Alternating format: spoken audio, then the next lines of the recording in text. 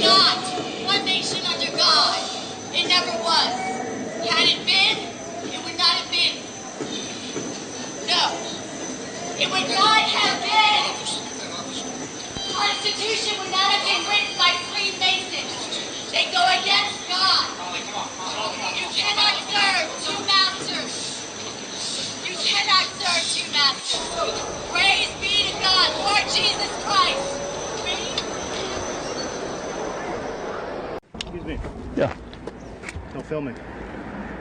We're doing a story about Grant's Cottage. Doesn't matter. You're on state property right now. You can't film here. You got to get the permission through Albany to film. Okay, we can go shoot it from Grant's Cottage then. No, you're not up here for that. You're up here for different purposes. What's this guy's problem? What's all the fuss? We'll just go back to Grant's Cottage. No, you're going to leave the mountain now. No, we're going to go to Grant's Cottage. No, you're not. You're rolling, right? Yeah. You're telling us we can't visit a historic site? No, you're not. You're going to run that through Albany. No, we don't run through Albany whether we visit a You're on historic state site. grounds right now. Well, we'll go to the historic site then. You can go up there. You can't film. Oh, yes, we can. No. Yes, we can. What's your name? Lieutenant Doran. Lieutenant what, Dorn? What's your first name? It's Lieutenant Doran. Look, I'm not going to go around with you on this. You're going to leave the property. We will. We'll go up to the historic site. You cannot film up there. We will go to the historic site and do our job. You know what? Jeff, make sure they don't go up and call the state police. Have them removed. Have us removed from a historic site, sir?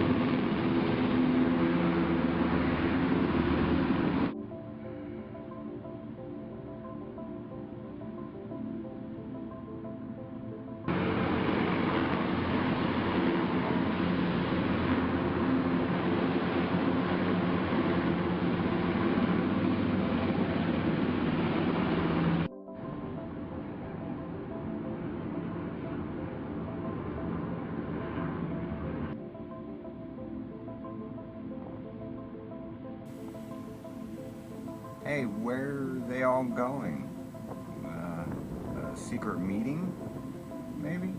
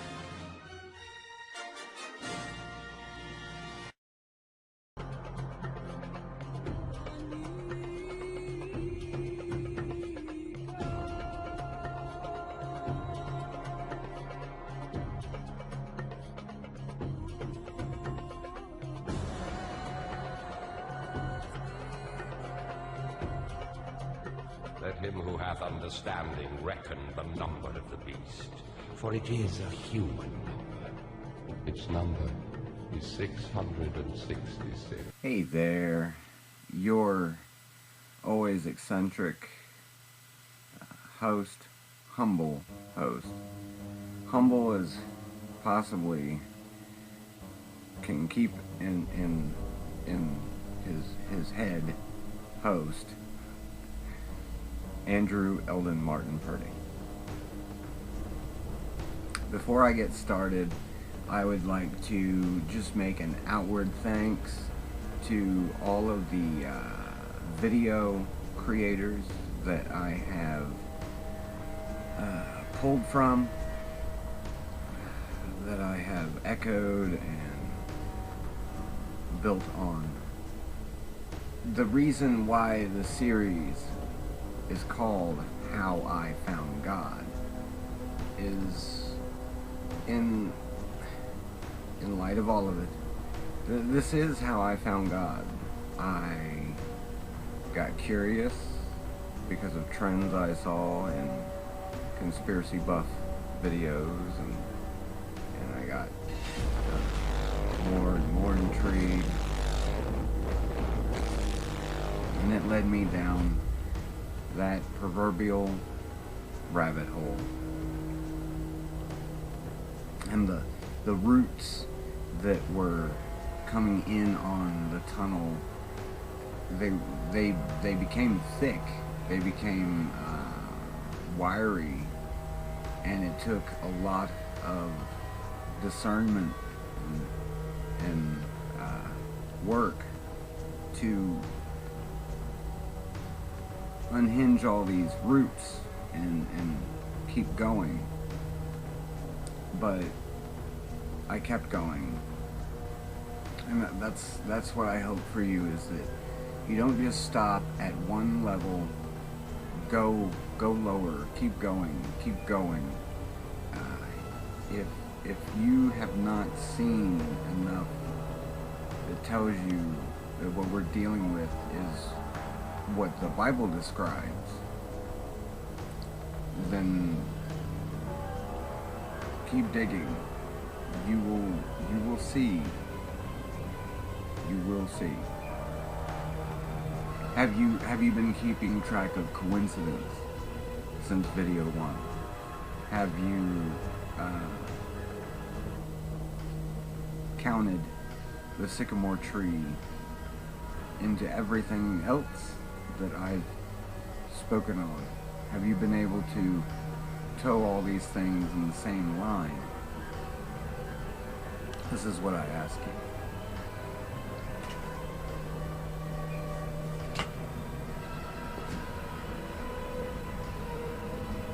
you. In ancient times, a warrior would say that you keep what you kill. And what I've done is I've taken this saying and taken a turnstile with it, and probably the heaviest concept that I've been mulling on of late is this. And the idea is that we don't keep what we kill. The reason for repent, the reason to release our sins unto God, the reason why he bled in the flesh, the reason why he underwent such a terrible, twisted sacrifice, it was to create a system, a default system, where we would be protected from the true nature of the universe, the true nature of good and evil, the true nature of sin. When you do not repent, you do keep what you kill, and it weighs you down in unseen ways, in ways that I really, no insult, but I don't believe you can comprehend, at least at this point of being. This is how I look at it. I see that there was a lot of things that I was capable of, things that I regret, that I was more than capable of. And to take the word sin and realize it's just a word. All of these things, everything at its base level, it's just a word. Alien is just a word. God is just a word in the end. These words. And knowing that,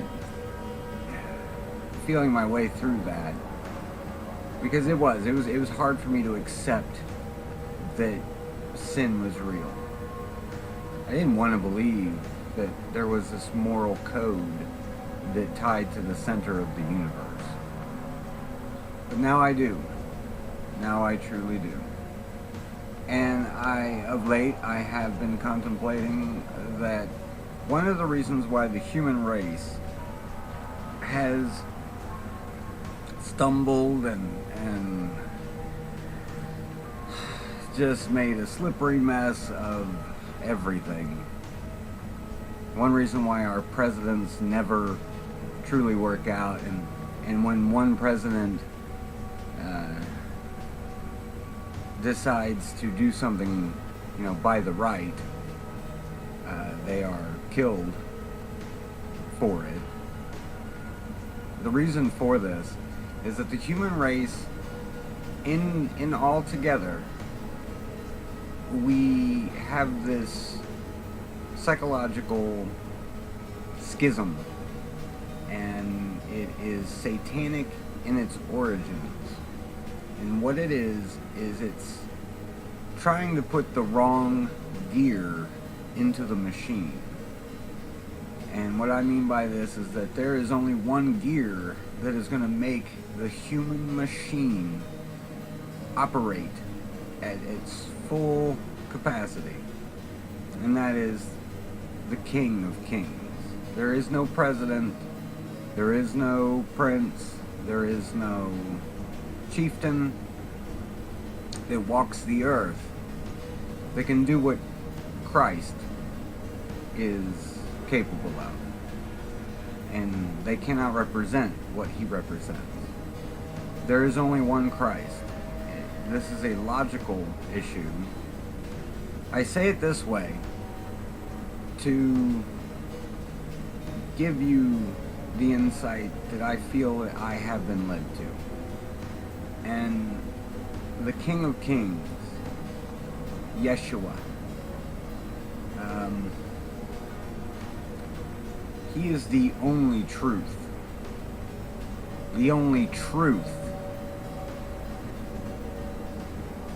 If you turn this around and look at the scope that surrounds that, you'll see that even if it's just words that are in the Bible that say he is the truth, the way, the life, the only, even if it's just words that are conveying that, they are precise words. And they are intentionally precise. God had hoped that we could be as innocent as doves. That we wouldn't be burdened by the knowledge of good and evil. I look at my cats in a different way now. This is its own slight. I look at them and I think this is the difference. I am no animal. I am no glorified ape. I did not come into this existence in the same skew as my feline friends. They are animals, and they have no understanding of war, poverty, hate. That's all. That's not in their make. You can see it. It's not even. There is no concept of that. And this is what happened. Adam and Eve. That's what that's what they forsook. That simple being is what we lost. And that's not to say that we would be primitive. We just wouldn't know what war was. Imagine, you know, my Sandra, she's been doing I am so proud of my Sandra. She has been taking these teetering slow steps into learning all this that I've been speaking on. And she was researching about the Beatles, about John Lennon, and the changes he went through with Yoko Ono, and then, you know, furthermore, his assassination, and how it was connected with the Illuminati.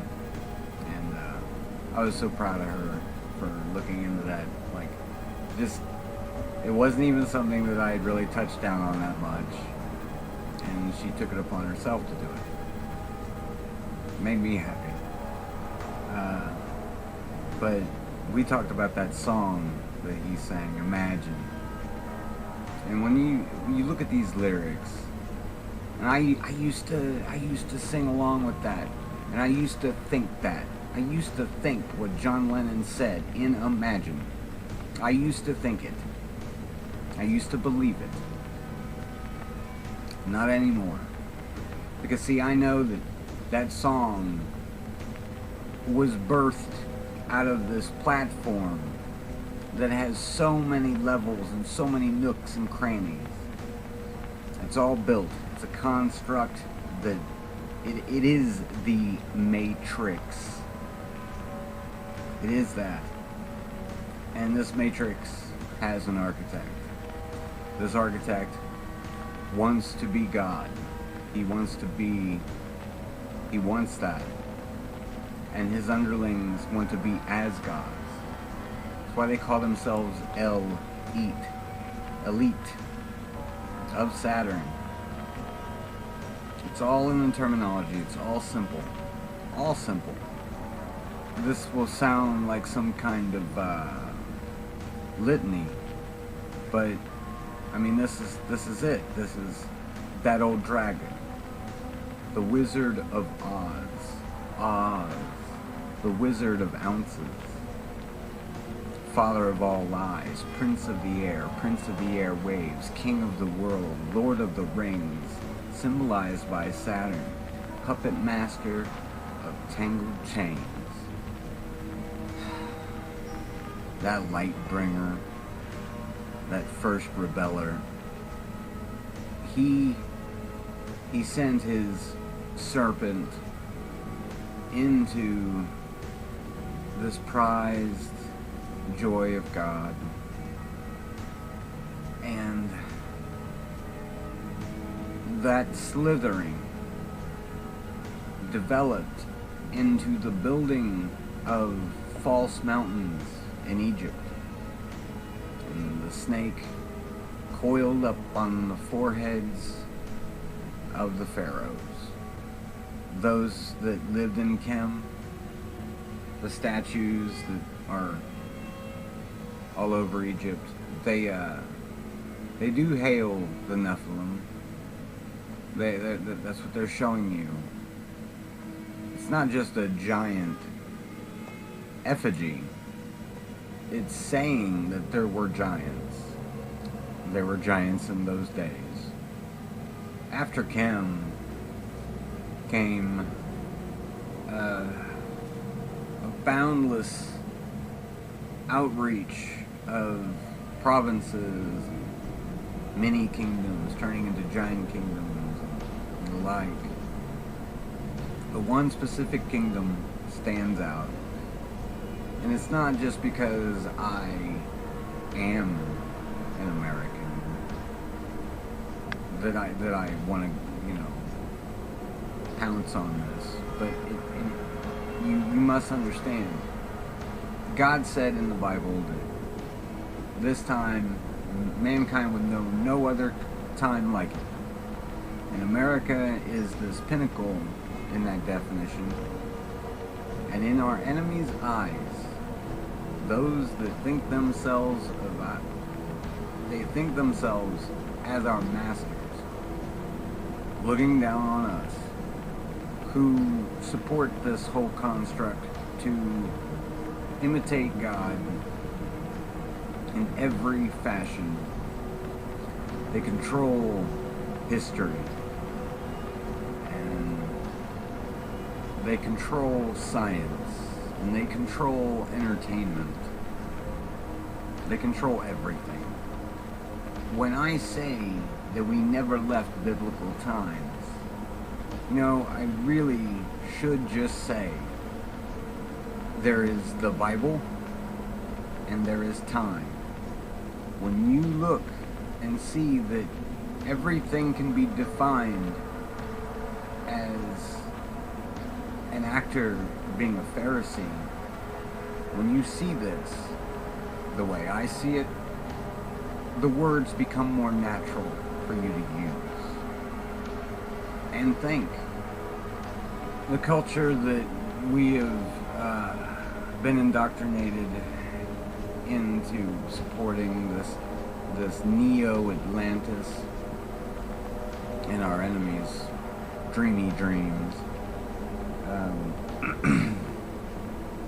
History repeating. It's just Babylon all over again. Except this time, the languages won't be confused.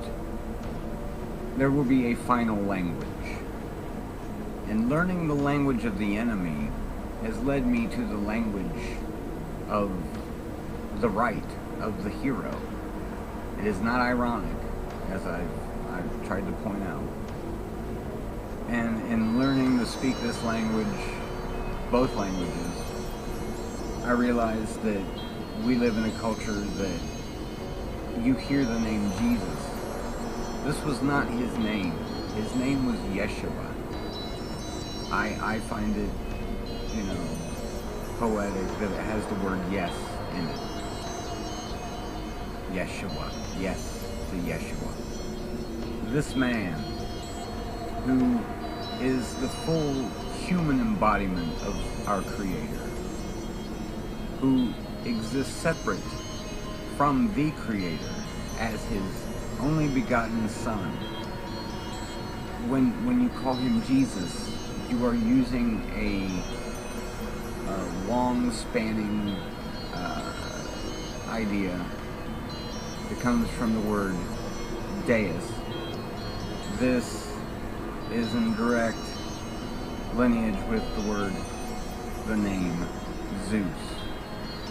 Zeus, for all intents and purposes, is Lucifer, the light bearer. Odin, with his sons Loki and Thor, similar. All over the world, these legends that we hear of, the myths that we hear of, the Vimanas, the Shivas, I believe they all existed. I believe that if Medusa, Ryle, in the real world, I believe that she was a Nephilim. And that's just it. I believe that she probably did exist. On all accountances, I think that everything has become clear to me. There is no such thing as legend. There is no such thing as myth. When you say there's no such thing as this myth, can you hear what I'm saying when I say it? I'm saying there is no such thing as myth. I know it sounds crazy, okay? I'm not just throwing words out at random. I try to be methodic about the way I speak to you. We have this on and on, in and out and over again, cartoon depiction of the devil that's shown to you. and it's this Baphomet, this horned entity, the Redskins. This thing is a direct. If you can take a whole idea and make it into a man, that is what has happened there. I mean, if that sounds familiar as far as modern mythos, you know, that's no mistake that you understand that.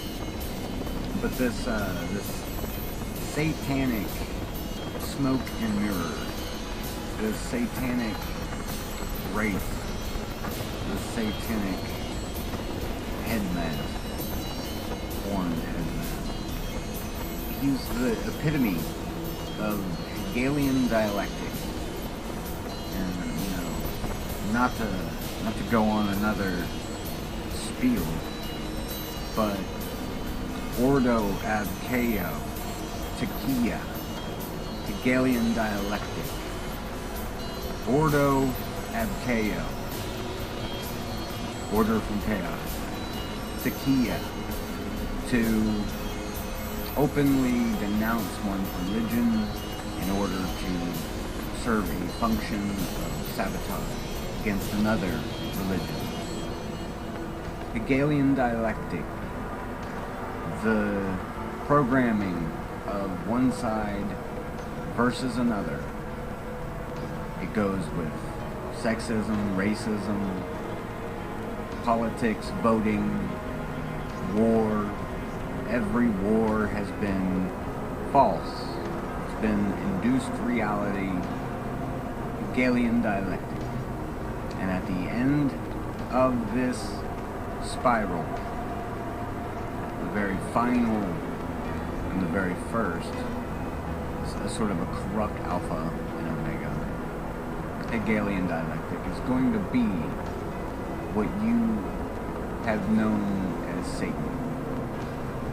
Lucifer, who has written this into being, who is trying so hard to create a dark reflection of God, has you most likely has you convinced that you don't live in a world that is veiled away from another layer of itself, and that there's other layers beyond that. That's why when I started this project out, and I show my, you know, when I throw my art in, and you're seeing all of these collages where I've got the layers and the lighting effects and everything. From video one on, one thing that I have tried to underline is layers, because this is how I see it work. Now, when I work within the Photoshop window and I see the layers, and I can pick one up and float it away from the rest of the picture and then put it back and then adjust it however I wish. I see that. I can do that with an image. I can do that with a picture. God can do that with reality. God does that with reality. All around us, every day, every way. And He protects us from these deep, deep, dark things. The layers, the veil. Would a cruel God construct this? Would a cruel God have you aware of the things that always surround you at the drop of a hat? He, Enki, I am, the Great Spirit, many call Him Yahweh. He's not cruel. He gave us a warning. They're just words. They're just words written on a page. That's all they really are. But out of all the words ever given to mankind, from any writer at all, these words are the most important words of all. Time and creation. They're the keystroke to it. It's our Creator giving us insight, and we turn away from it, and we reject it as a culture, and we watch our starlings, who we celebrate. It's what the word celebrity comes from, the word celebrate. These people that we celebrate and applaud, that's all they are. They're Pharisees.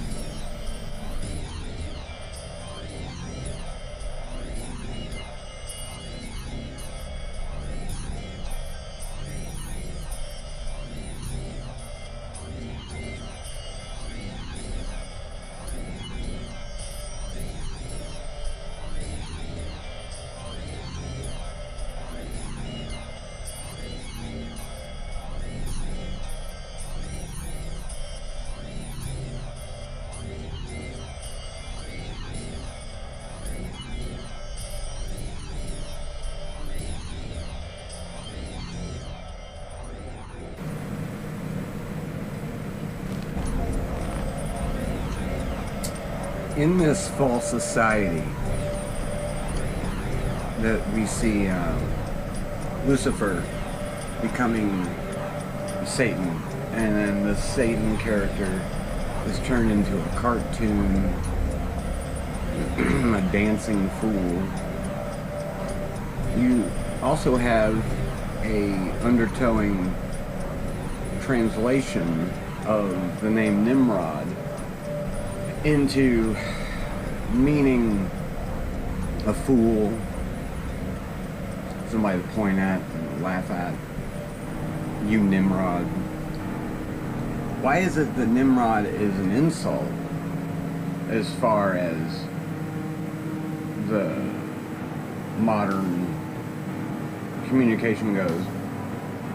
But then in biblical times, the mentioning of Nimrod in the Bible is that he's a great hunter, a man to be respected, is the idea.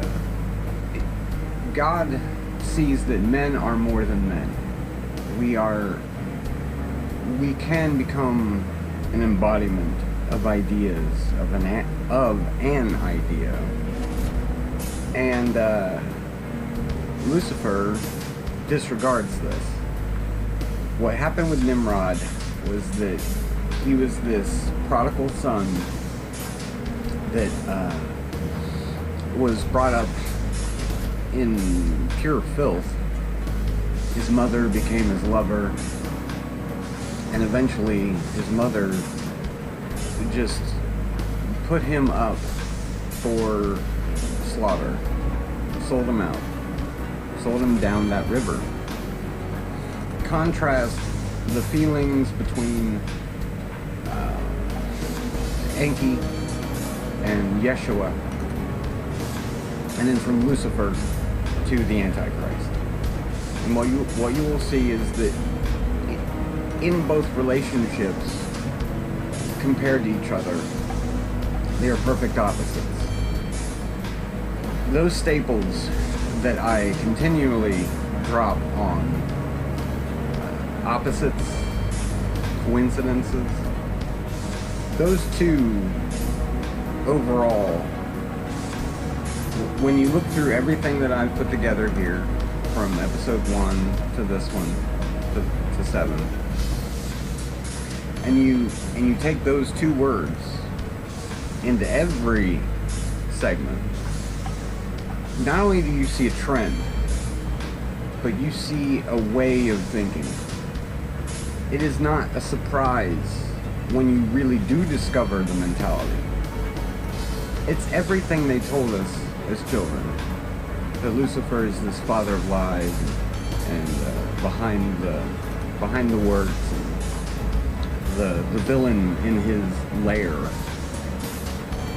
You take that idea that you grew up with, that notion, something that I never took seriously, something that I know most of you do not take seriously.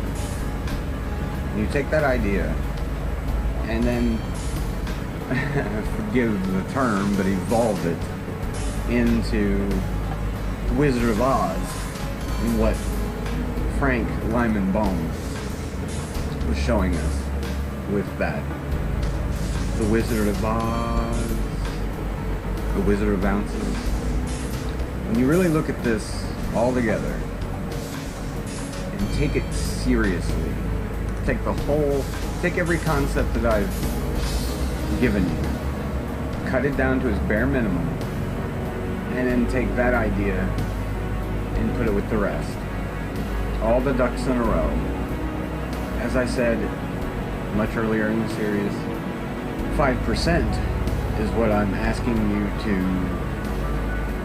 cope with at first. Now on your own, take this series in for what it's worth. It's how I found God. You're not going to find God the same way that I did. There is not a right way, there is not a wrong way. I cannot help you, and I cannot point out the appropriate direction for you. I can only throw these things at you, hoping that one little item will stick, that you will look at and boggle you into looking for more. But there's so much of it that I find it strange that anyone can ignore it. Anyone. As of late, my life, it's become this strange walking of the fence. I see what God wants me to be, and I see what God envisioned for me. And I cannot be perfect, and I cannot be like Christ 1,000%. 3%, 5%. Maybe that's all God expects. I don't know. I do know that He wants us to see. And once you see, you cannot unsee. Some of the things that made me curious that I've shared. And you can take this, when I say it, you can take this as proof of the Obama clip. But yes, we can. Yes, we can. Yes, we can. You said it. You said it. You said it. And what it says in reverse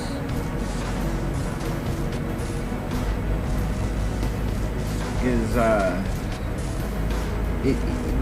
that alone, that was one of the first things that I was exposed to.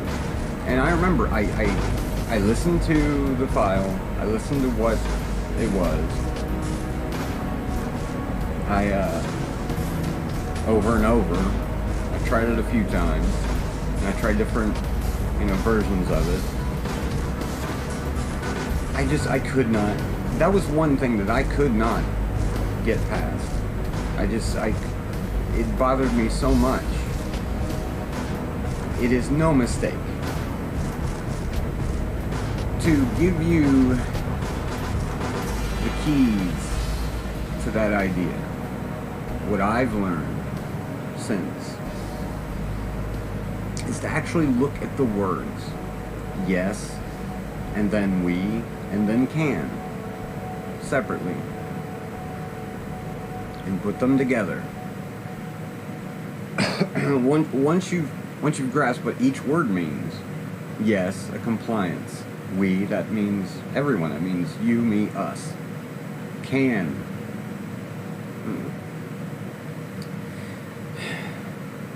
when you take these words,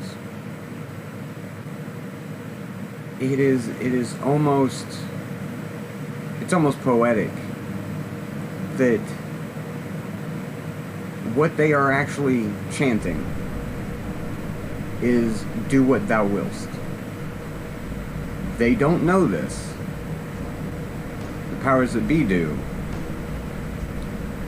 I don't know what kind of facial expressions they make. I don't know what they say or think when they hear people doing this, but I can guess. I think they're having a glass of wine and they're smiling very, very brightly at the fact that the modern American, who has now become desensitized to this chant, you know, you can sit there and you can ask me, well, all of this Obama stuff did not work out. He clearly failed. See, that's where I think you would be wrong. I think he succeeded, and I think that everything is going as it was supposed to. Obama, in the end, will be a failure. They will constantly give you failures. They will constantly fail at mastering the ship that is society. On purpose. And on purpose, the conflicts all around the world worsen. And this has been the case throughout history. Everything gets worse and worse. And in today's society, what we have is a complacence where we are made this jovial ball of fat that cannot cope with these bigger ideas. This was all planned. Your guard, or at least, well, here's how I put it. My guard, before I found God, before I thought any of the things I say in this series, before this, my guard was completely down. I thought I knew what evil was. I thought I knew that, you know, no politician could keep their promises based on the fact of just simple corruptions and simple flaws. This is what I thought. I thought it was a mankind thing. I thought it was a, you know, men amongst men issue.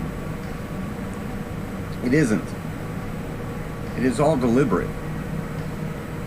All the failures that you see, the false flags that are just so terrible, they are produced events.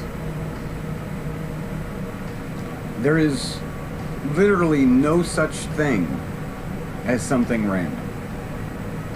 This is how I look at it.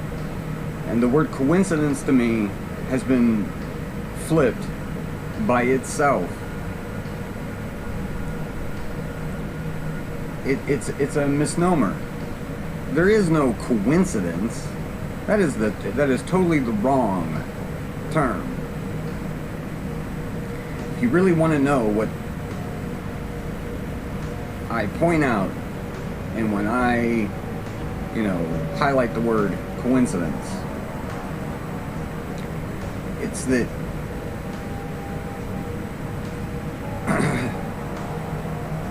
we see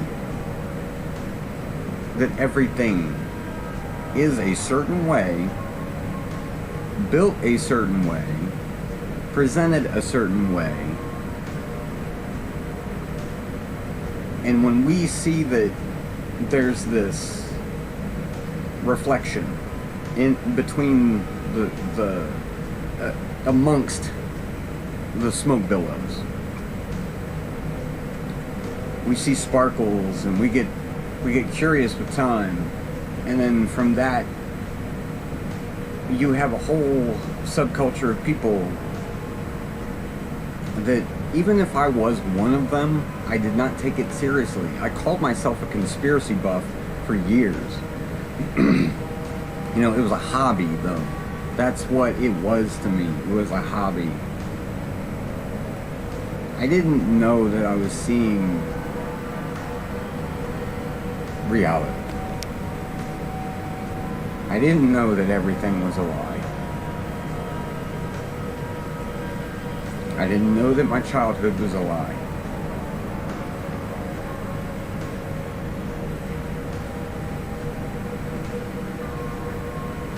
Now that I do, I don't take things for granted. I see that I was created, and that when I create, it is it's a rippling effect.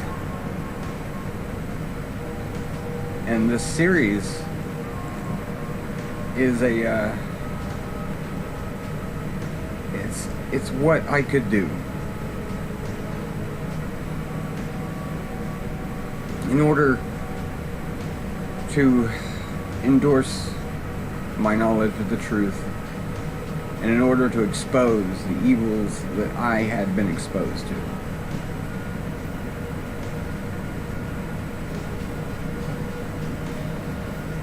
It doesn't matter if you believe me. It doesn't matter if you believe in God. It doesn't. Not you.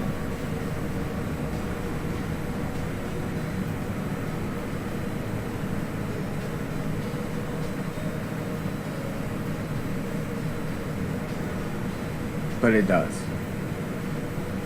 But it does matter.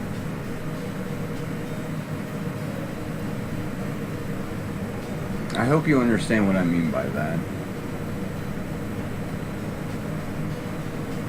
I hope you understand that when I tell you that we are the battlefield, you, me, your neighbors' children, your neighbors' children's neighbors, everyone, every single woman, man, and child on this blue-green marble, we are the battlefield. It wages in us.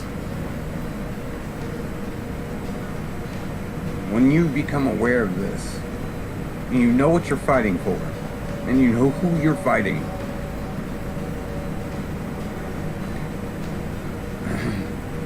the clarity of reason for being and for being born is finally cemented.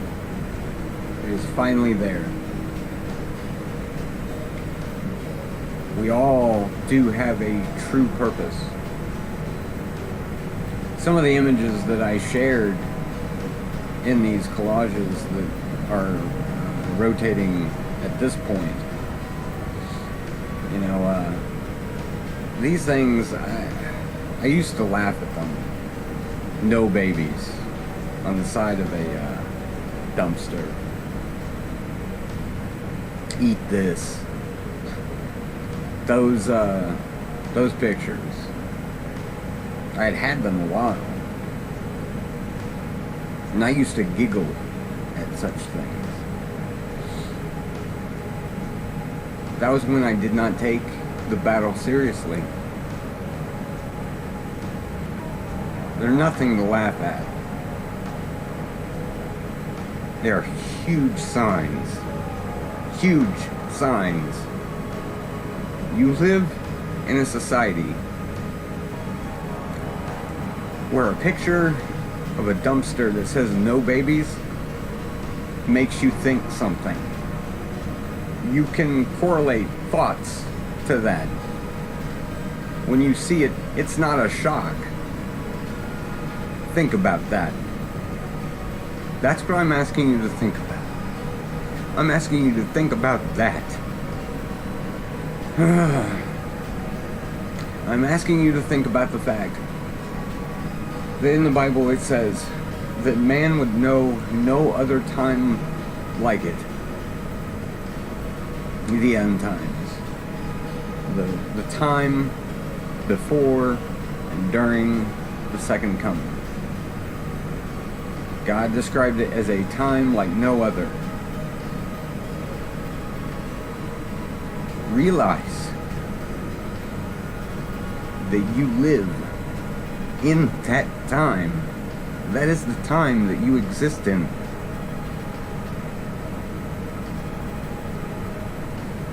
This land of the plumed serpent, this Neo-Atlantis,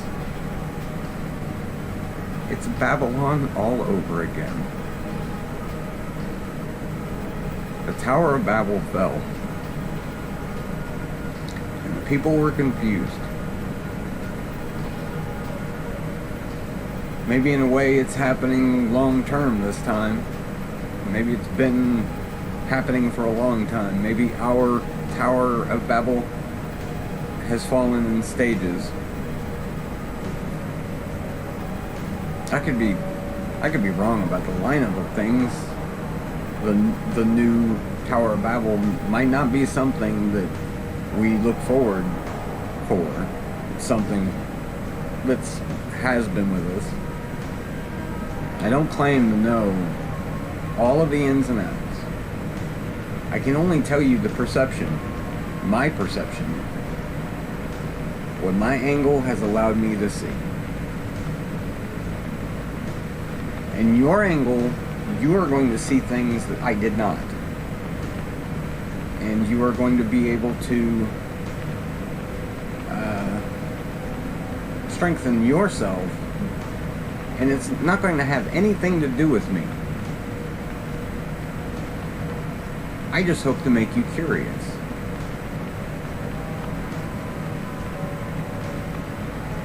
All of these ideas that I've been talking on, they bubble and they boil and they churn inside my head until I can get them out.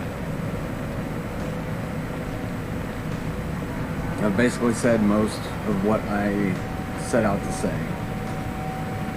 I am finally within that last stretch. And all I can say as final foundation is that I have learned an appreciation of being a creation. Fruits have become delicious. It's almost awe-striking how delicious a strawberry has become to me now. I didn't care about strawberries a year ago. I didn't even like them. Not really. I mean, they're okay. But now a strawberry is a mind blow all by itself. It's wonderful.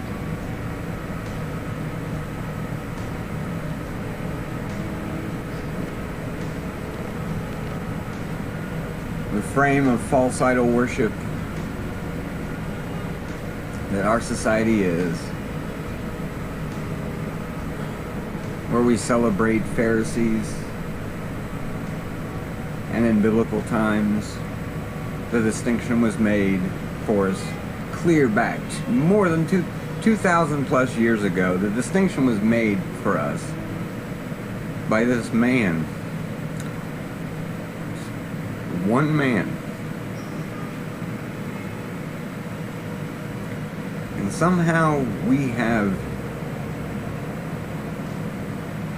forgotten. We've grown numb.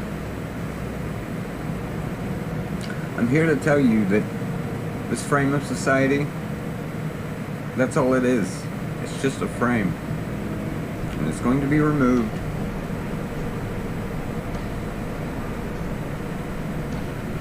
The veil will be lifted. And we will be exposed to tangible realities that even with all of my theorizing and philosophy that I put into, I only pray to be ready for it. Amazing is not going to be the word. Amazing is a tiny dust particle of a word compared to what I think we're going to see. This is how I look at everything now. We exist in this just amazing reality where our Creator, He put Himself into our own. When you hear someone say, walk in my shoes, this is what Christ did.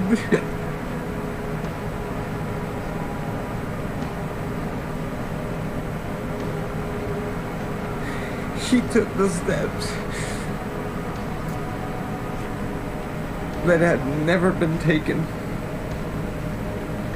that He knew would be retaken for the rest of history. He took them in faith that someday there would be His children that would be doing what I'm doing right now, and what you're doing right now, if you're listening and taking it seriously.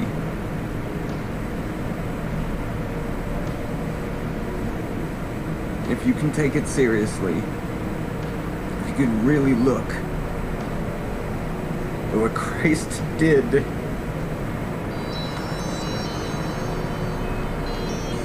He did not just die. He did not just suffer. He was not just a sacrifice. He is the only litmus that we have that is above us. And He knows that no matter how hard we try, we will never get to that point. If my life is taken in the name of Christ, if that is my fate, then so be it. It would be a privilege. It would be the greatest meaning of life to have that happen.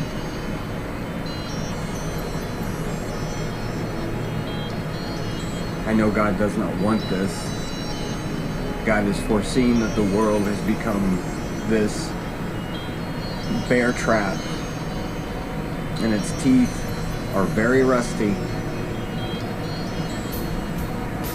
And He knew that we would be stepping in this trap left and right, and we would be tripping over ourselves. We would feel trapped, but we wouldn't be able to see it. He knew this. I know it hurts Him. It hurts Him to look down at His creation, His wonderful creation, His children. He is not a cruel God. He looks down at us and He sees just how vulnerable we really are, inside and out. And our enemy knows this too. Our enemy served God for thousands of years, then betrayed Him. Imagine this. You know your Creator. You can look at Him, and you still deny Him? That concept alone, that idea all by itself,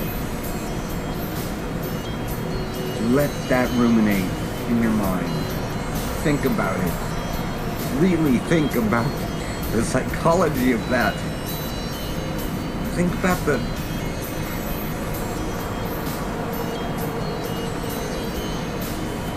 this only happened once. Everything, Christ, Lucifer's rebellion, the fallen angels, this whole thing. That's one of the ideas that started stirring in my mind. I saw that it only happened once. Once. That's it. Ever. And it'll never happen again. Neither one.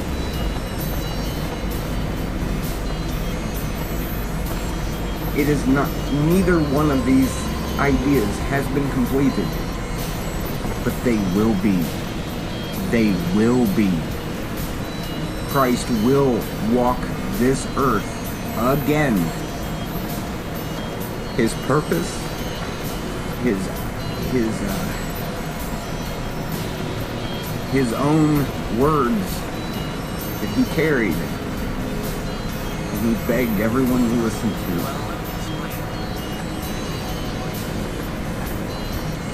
Christ did not represent the first know-it-all. He did not represent a prophet among us. He was our creator in a human form. And in order to play the game fairly, in order to make things right, he made sure that this human form would have to learn. Would have to learn. That is the word. That is the final word. Learn. It is so amazing.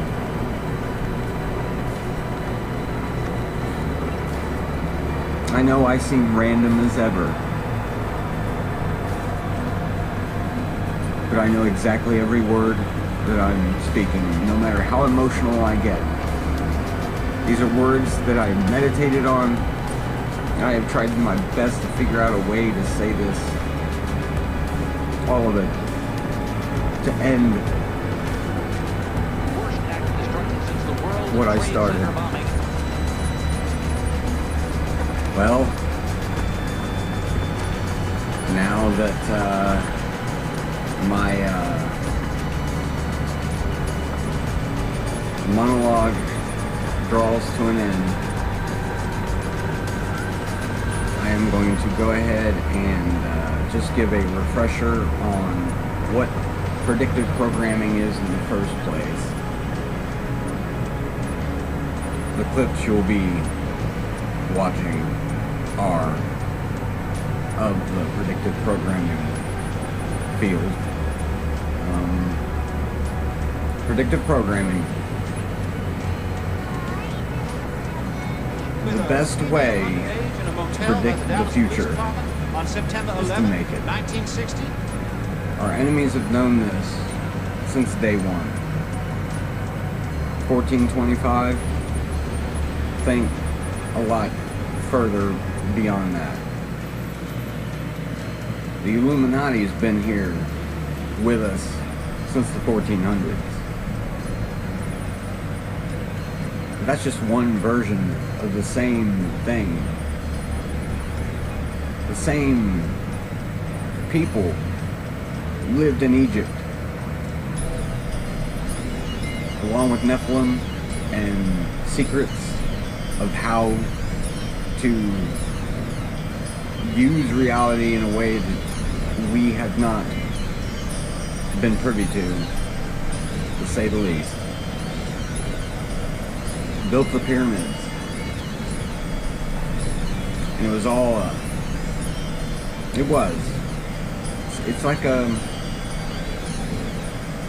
middle finger to the sky. That's what pyramids are. That's what obelisks are. It's an erection. It's a phallic symbol. But what you have to understand is why it points up. The whole reason that any of these things are directed upwards. It is direct defiance. Those masons from Chem, they had secrets from Samaria. Who knows what was before Samaria? Who knows how long a gap there was between Samaria and Adam and Eve? The Adamu is what the Sumerians called. The Adam and Eve were a group to the Sumerians. Not just two individuals, but a whole group of people, subjects. And they called them the Adamu. Point being, long ago, someone who had stood by God for thousands of years rebelled, was thrown to earth because of mercy. And instead of taking time with that and building from that, this entity started conniving and building a web amongst God's creations. When you see that God looks at this, he sees everything. There's not one single thing that happens between us that God is not aware of. Some would say, well, then that's a shame. Why can't he help more? He doesn't help more. He doesn't make a point to make himself known between us in a forward way. He doesn't just come out of the woodwork right then and there to help you with some dire strait. Because what he sees is his creation, and he's trusting that creation. And he loves his creations. Lucifer, exact opposite. And he does not trust the things that the dice will end up on the number that he needs to win the next move. So instead of even throwing the dice, he decides to corrupt the game board that the dice are thrown on. This is what predictive programming is. And if you think predictive programming is this small, tiny little fragment, it is not. It is everything. Predictive programming are just two words. I'm here to tell you that those two words, throw them away. Just toss. Anybody that's ever said the words predictive programming, throw that thought out of your mind. Instead, write in grand deception. Those two words. They're better. They describe it better. God described what we call predictive programming much better than we have. Predictive and programming, I mean, what does that mean?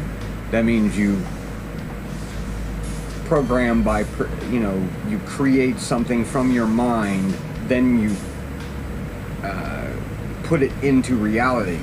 That's the concept between the two words. Grand deception. Really look at those words. Look at them. Grand. What does that mean? Gigantic. More than you can see in one eye shot. More than you can tell. Deception. The opposite of truth. Predictive programming is why we have anything. All of it. 9/11 would have never happened if it hadn't been for everything that the Bible tells you. It's all the same creature. 9/11 is a biblical event. All of it is. Once you start, when you can look at the Boston bombing, when you can look at 9/11, Pearl Harbor, all of it. When you can look at each one and realize that it is a biblical event that you're seeing, get ready for a mind blow. When you really, really understand what I'm telling you. When you see that, when that sets in, you're there. And that's that's a hurdle all by itself, just to get past that one idea that we live in the Bible. We do. The Bible never ended. It's colorful as ever. You know, how can a black and white print be colorful, huh? Oh, it can be. It can be. And it is. But,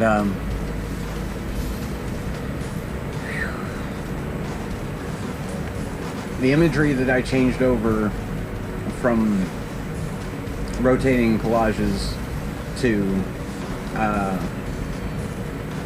it is all from my Sandra's studies. She has more than impressed me. She has taken her own time and looked into things. She took the term goyim, and she took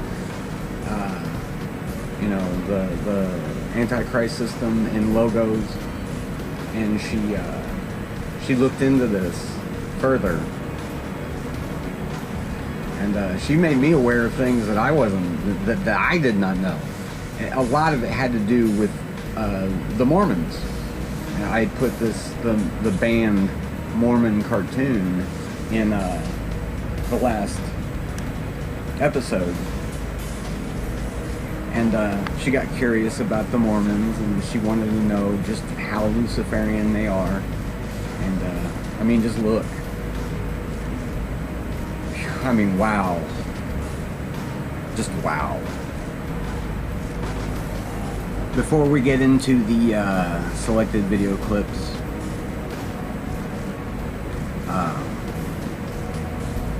I am going to play a couple of audio files. One I have created from text to speech. It is an anonymous message that I have actually seen a few times. I've run into it on blogs and on YouTube even.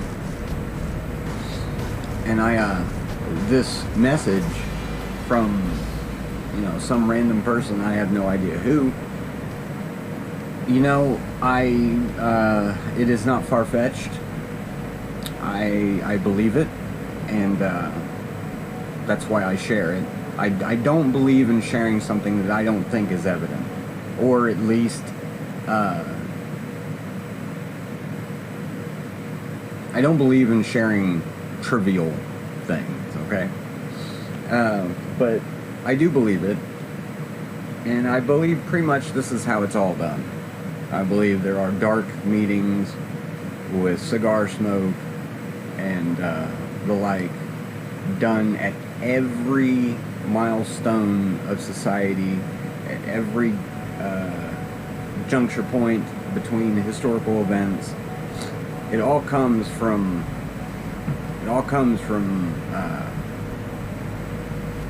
some dark, smoky room, as it were. The smoke and mirrors comes out of the cigar room.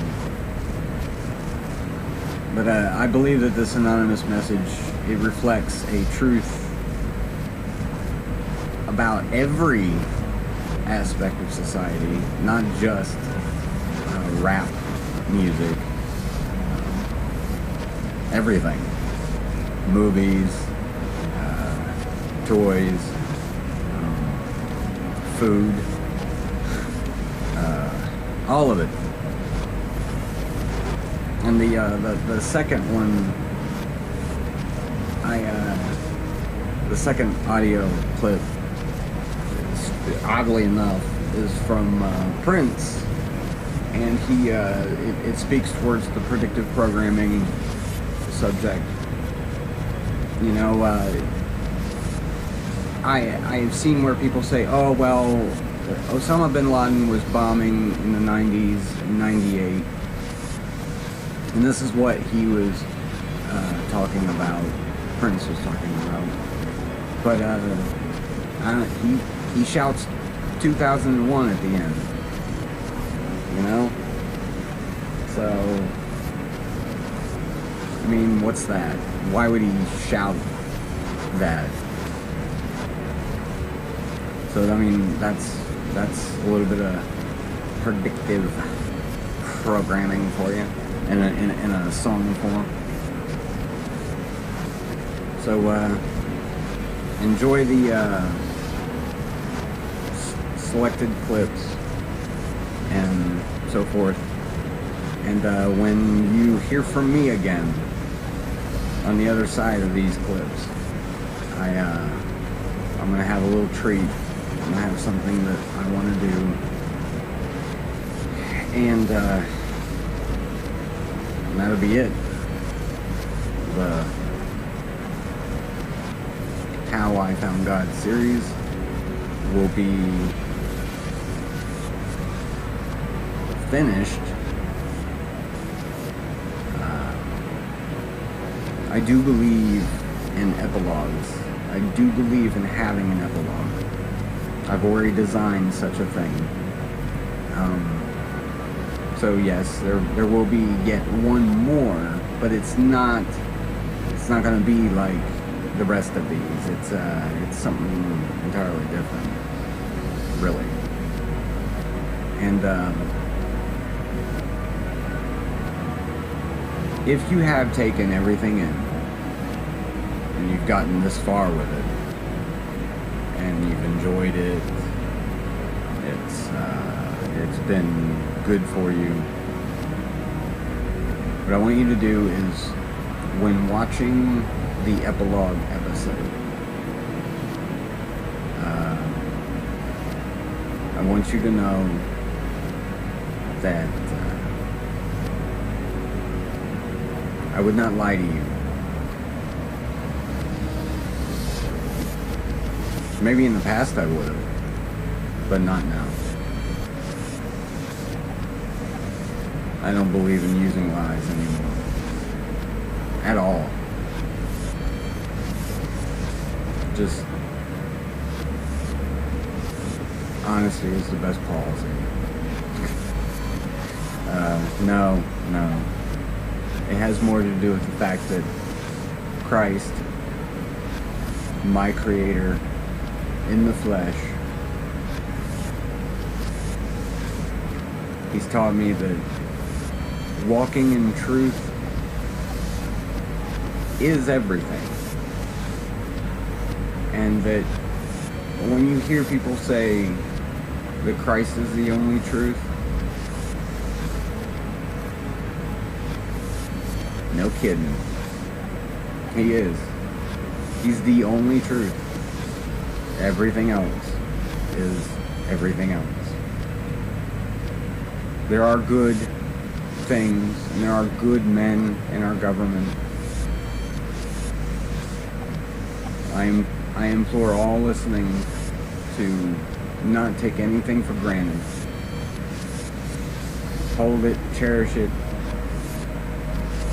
It was made for you, and you were made to experience. The good men in our government, I pray and I hope that if one of them is listening to me, just by chance, that they will take it as heavily and seriously as I do, because they have power that I don't. That's not to say that they can stop the Luciferian Antichrist system from firing off to the next level. I don't think anything can really stop that from happening. It's been prophesied.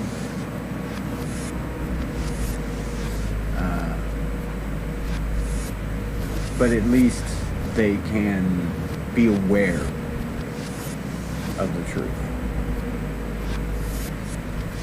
And the day that someone approaches you, whoever you are, and they say, hey, I've got this tiny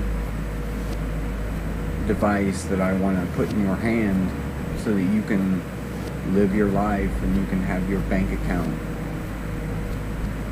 Because this is going to happen. It's going to come down to that.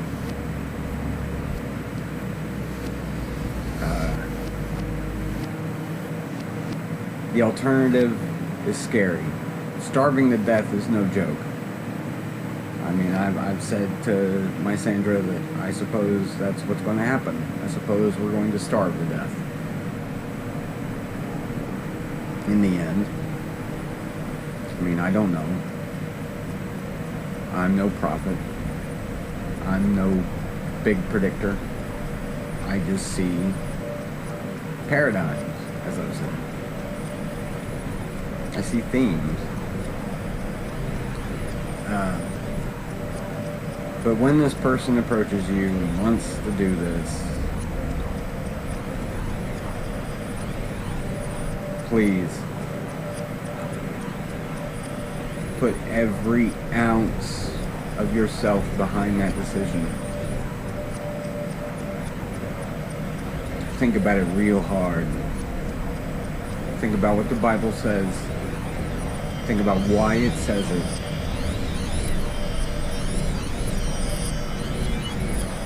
Think about what the word accepting means. To accept the mark. Understand what that means. If you accept it, that hollow is filled. And you cannot accept its opposite.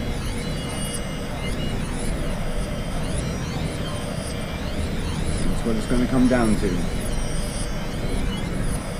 That's what this whole life is going to, in its finality, every one of us, every single one of our lives, there's going to be one thing that we will all have in common,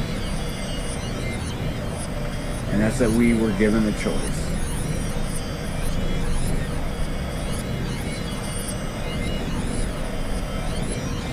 I hope you make the right one.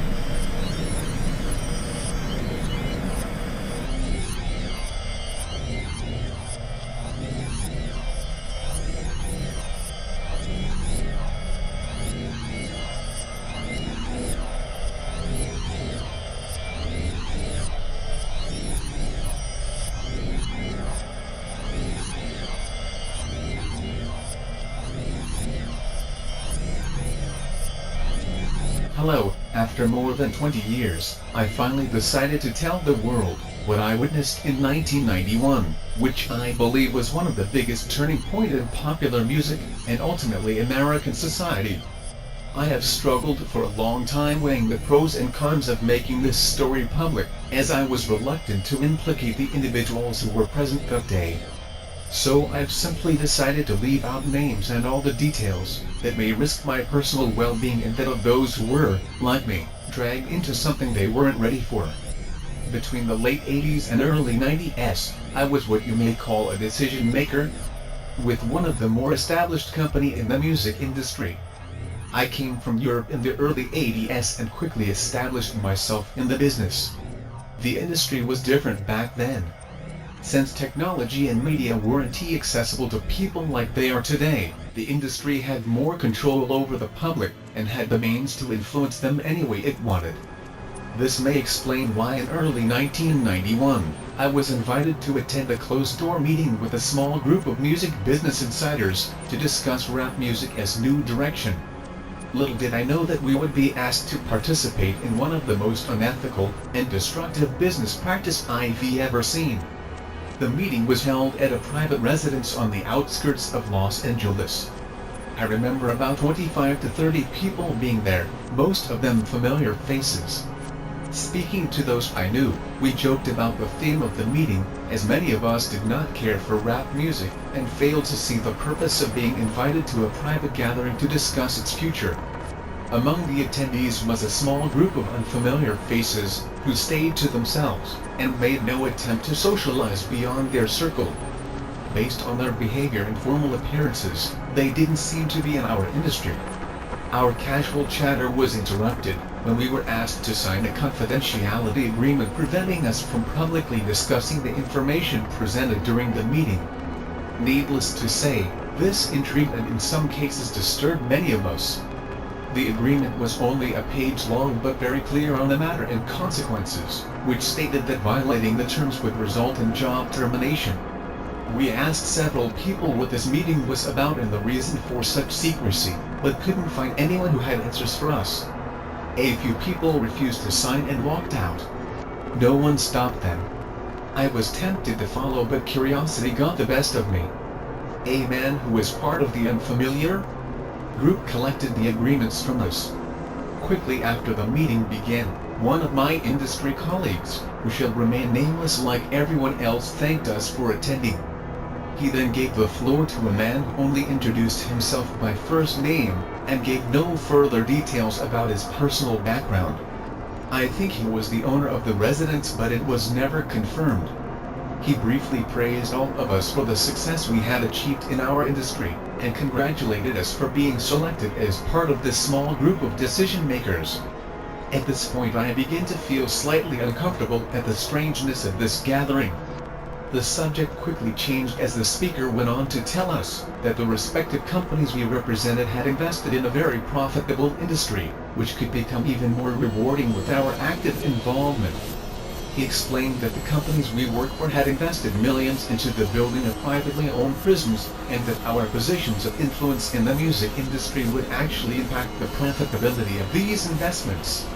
I remember many of us in the group immediately looking at each other in confusion. At the time, I didn't even know what a private prison was, but I wasn't the only one. Sure enough, someone asked what these prisons were, and what any of this had to do with us. We were told that these prisons were built by privately owned companies who received funding from the government based on the number of inmates. The more inmates, the more money the government would pay these prisons. It was also made clear to us that since these prisons are privately owned, as they've become publicly traded, we'd be able to buy shares. Most of us were taken back by this. Again, a couple of people asked what this had to do with us. At this point, my industry colleague, who had first opened the meeting, took the floor again and answered our questions. He told us that since our employers had become silent investors in this prison business, it was now in their interest to make sure that these prisons remained filled. Our job would be to help make this happen by marketing music which promotes criminal behavior, rap being the music of choice. He assured us that this would be a great situation for us, because rap music was becoming an increasingly profitable market for our companies, and as employee, we'd also be able to buy personal stocks in these prisons. Immediately, silence came over the room. You could have heard a pin drop. I remember looking around to make sure I wasn't dreaming, and saw half of the people with dropped jaws. My daze was interrupted when someone shouted, "Is this a joke?" At this point things became chaotic. Two of the men who were part of the unfamiliar group grabbed the man who shouted out, and attempted to remove him from the house. A few of us, myself included, tried to intervene. One of them pulled out a gun and we all backed off. They separated us from the crowd and all four of us were escorted outside. My industry colleague, who had opened the meeting earlier, hurried out to meet us, and reminded us that we had signed agreement, and would suffer the consequences of speaking about this publicly or even with those who attended the meeting. I asked him why he was involved with something this corrupt, and he replied that it was bigger than the music business and nothing we'd want to challenge without risking consequences. We all protested, and as he walked back into the house I remember word for word the last thing he said. "It's out of my hands now. Remember you signed an agreement?" He then closed the door behind them. The men rushed us to our cars and actually watched until we drove off. A million things were going through my mind as I drove away, and I eventually decided to pull over and park on a side street in order to collect my thoughts. I replayed everything in my mind repeatedly and it all seemed very surreal to me. I was angry with myself for not having taken a more active role in questioning what had been presented to us. I'd like to believe the shock of it all is what suspended my better nature. After what seemed like an eternity, I was able to calm myself enough to make it home. I didn't talk or call anyone that night. The next day back at the office, I was visibly out of it but blamed it on being under the weather. No one else in my department had been invited to the meeting and I felt a sense of guilt for not being able to share what I had witnessed. I thought about contacting the three others, who were kicked out of the house but I didn't remember their names, and thought that tracking them down would probably bring unwanted attention. I considered speaking out publicly at the risk of losing my job, but I realized I'd probably be jeopardizing more than my job and I wasn't willing to risk anything happening to my family. I thought about those men with guns and wondered who they were. I had been told that this was bigger than the music business, and all I could do was let my imagination run free. There were no answers and no one to talk to. I tried to do a little bit of research on private prisons, but didn't uncover anything about the music business involvement. However, the information I did find confirmed how dangerous this prison business really was. Days turned into weeks and weeks into months. Eventually, it was as if the meeting had never taken place. It all seemed surreal. I became more reclusive and stopped going to any industry events, unless professionally obligated to do so. On 2 occasions, I found myself attending the same function as my former colleague. Both times, our eyes met but nothing more was exchanged. As the months passed, rap music had definitely changed direction. I was never a fan of it, but even I could tell the difference. Rap acts that talked about politics or harmless fun were quickly fading away, as gangster rap started dominating the airwaves. Only a few months had passed since the meeting, but I suspect that the ideas presented that day had been successfully implemented.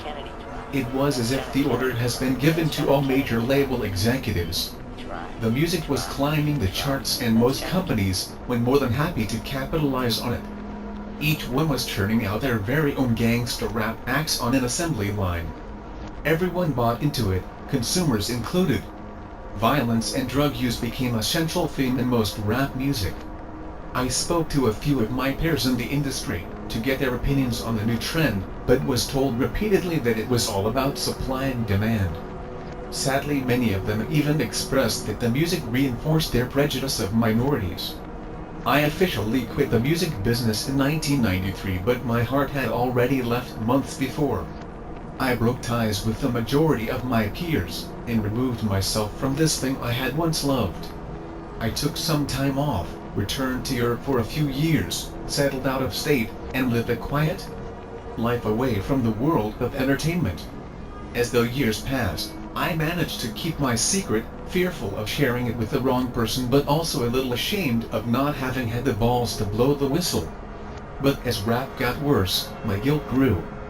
Fortunately, in the late 90s, having the internet as a resource, which wasn't at my disposal in the early days, made it easier for me to investigate what is now labeled the prison industrial complex.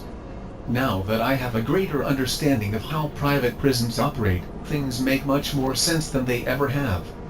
I see how the criminalization of rap music played a big part in promoting racial stereotypes and misguided so many impressionable young minds into adopting these glorified criminal behaviors, which often lead to incarceration. 20 years of guilt is a heavy load to carry, but the least I can do now is to share my story, hoping that fans of rap music realize how they've been used for the past 2 decades. Although I plan on remaining anonymous for obvious reasons, my goal now is to get this information out to as many people as possible. Please help me spread the word. Hopefully, others who attended the meeting back in 1991 will be inspired by this and tell their own stories. Most importantly, if only one life has been touched by my story, I pray it makes the weight of my guilt a little more tolerable. Or tolerable. Or...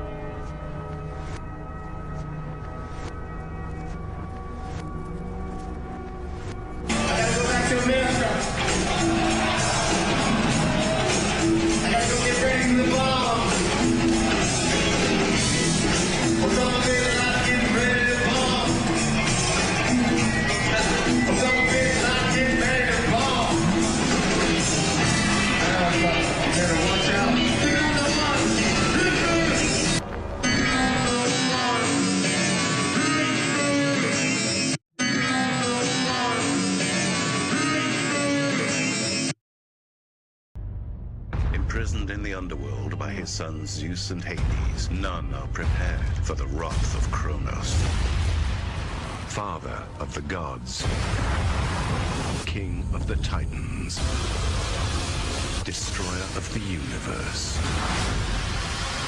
Once betrayed by his children, Kronos returns for his revenge. When the Titan King rises, the world will end.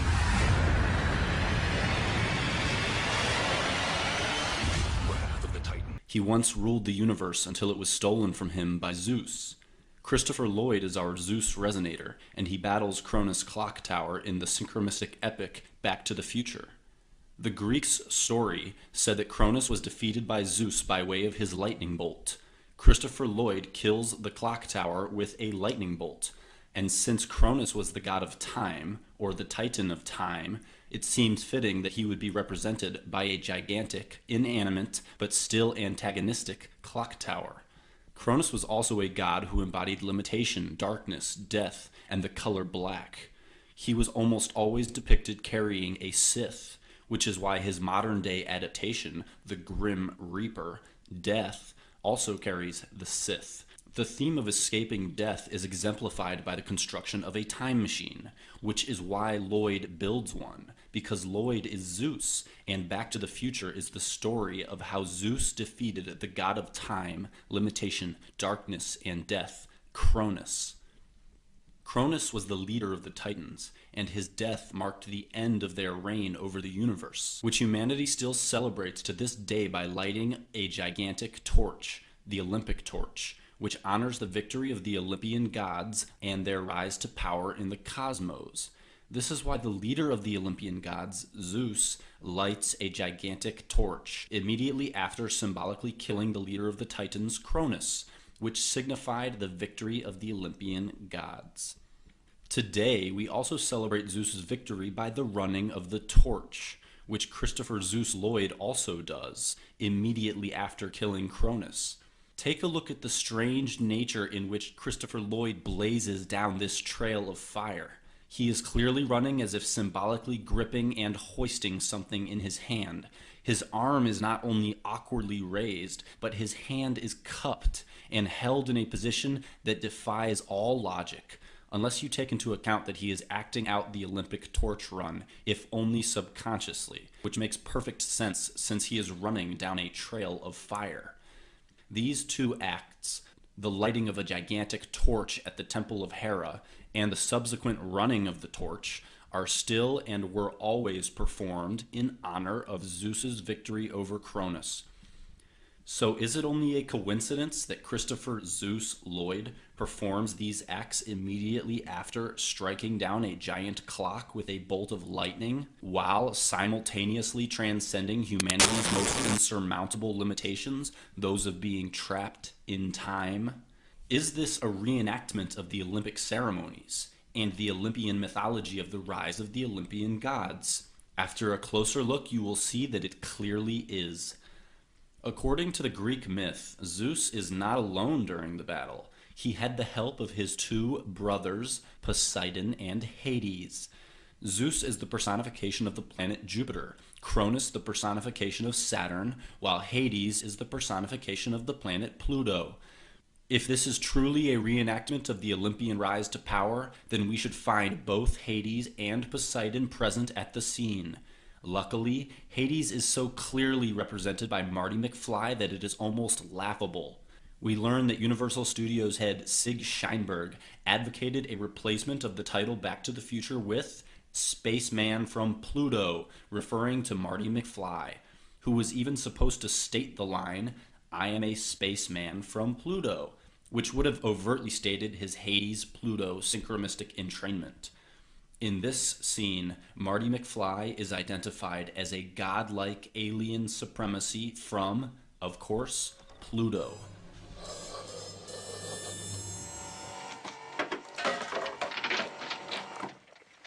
Hey, Doc? Then there's the introduction of Marty McFly, where for the first time ever he enters into frame to garner first impressions from an estranged audience, only to draw the audience's attention directly to the element plutonium, which is directly named after the planet Pluto. He is introducing himself, not just as Marty McFly, but as an earthly personification of the planet Pluto, and thus the god Hades. Each of the three brothers had a special weapon which they used during the battle against the god of time Cronus. Zeus had his lightning bolt, Poseidon had his trident, Hades had his helm of darkness, which made him invisible. In the second film, Marty becomes the Invisible Man, wearing a black hat and an all-black disguise in an attempt to be unseen, which he achieves for a large portion of the film, whereby he walks about in broad daylight and plain sight but is never spotted. Invisibility is his power. Marty is also the only character in the entire trilogy to ever actually turn somewhat invisible. Thus we have the two brothers, Zeus and Hades, fighting against Cronus Clock Tower. The scene has come together quite nicely.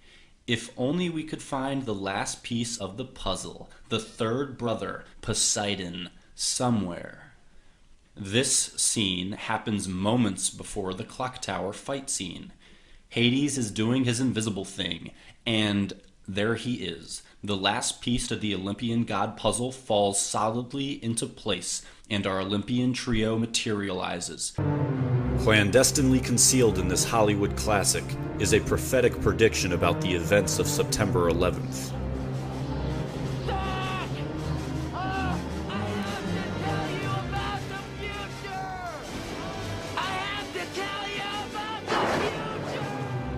Our first clue, the clock in the background secretly depicts the number 9/11, with the hour hand occupying the 9th window and the minute hand resting in the 11th window. Marty is desperately yelling, "I have to tell you about the future," while the clock says 9/11. And what is Marty trying to warn Doc about? A terrorist attack. You're Dr. Brown. The night that I go back in time, you will be shot by terrorists. He is warning about this attack, which won't occur until decades in the future. Holy shit!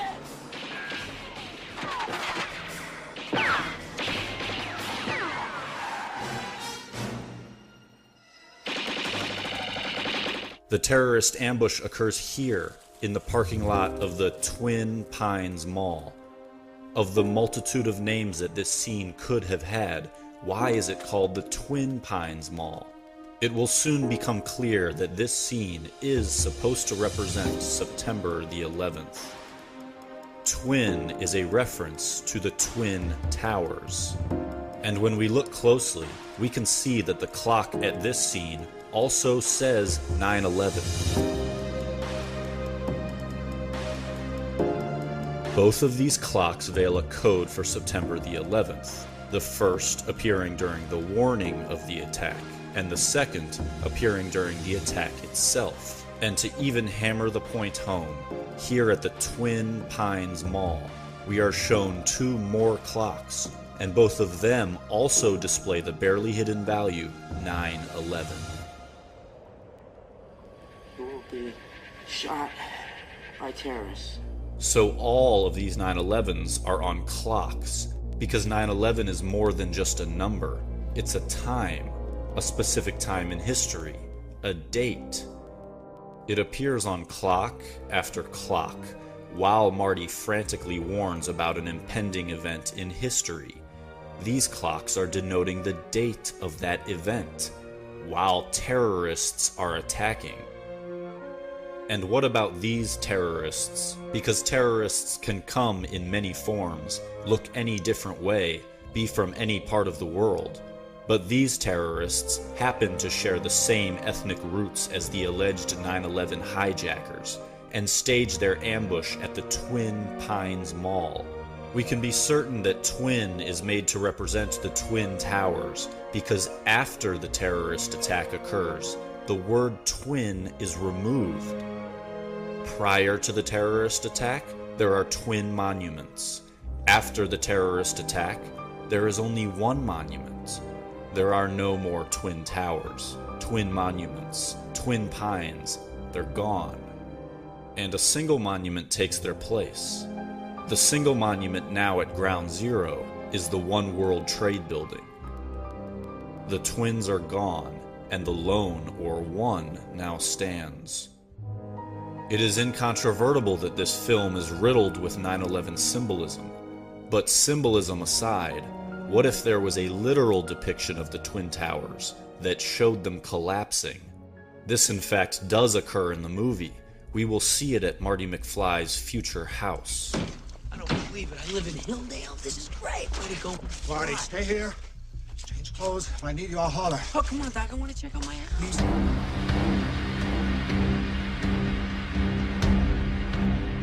What happened to Grandpa? Oh, throw his back out again. How's Granddad's little pumpkin? It is at this residence where we will be introduced to a scene so prophetic that it will turn our entire worldview completely upside down. As are all other clues in this movie, the Twin Towers are discreetly hidden. You can only spot them by intently analyzing the background. I can't believe this window's still broken. Well, when the scene screen repairman... So it's official that in this movie littered with 9/11 symbolism, the Twin Towers themselves managed to make a secret appearance. And we know that the Twin Towers' presence is not an accident, because the rest of Manhattan Island also takes shape in this scene with the Statue of Liberty. Why is it here at all, and why is it hidden? Why would the director be compelled to hide a replica of Manhattan Island here in the McFly's living room? First, we should keep in mind that this movie surrounds a Middle Eastern terrorist attack with symbolic 9/11s, so the mere fact that the Twin Towers themselves also appear in this film is indescribably alarming. But it's not just their appearance that's alarming. If we alter our perspective by turning the scene upside down, we can illuminate what is being expressed. The towers are falling.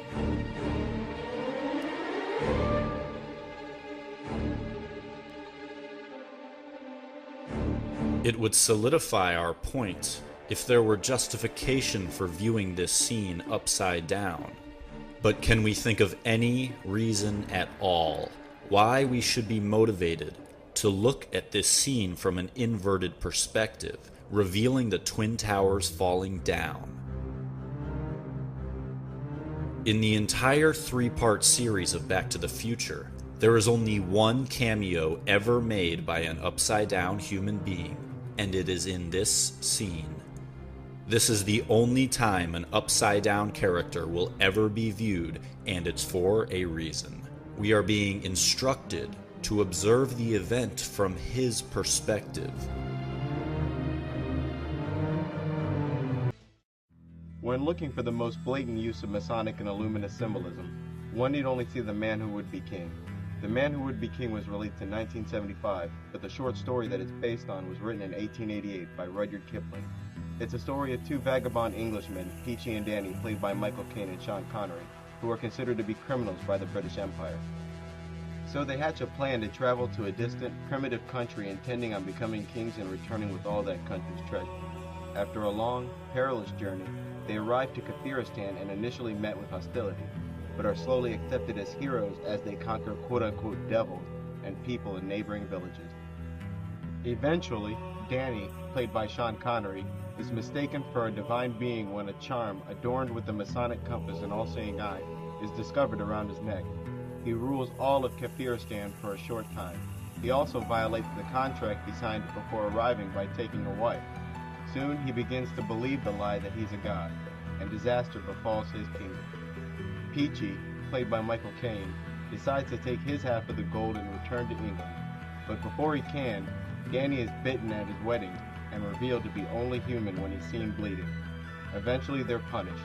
Danny thrown into a canyon, and Peachy scarred and suffered for 1,000 years.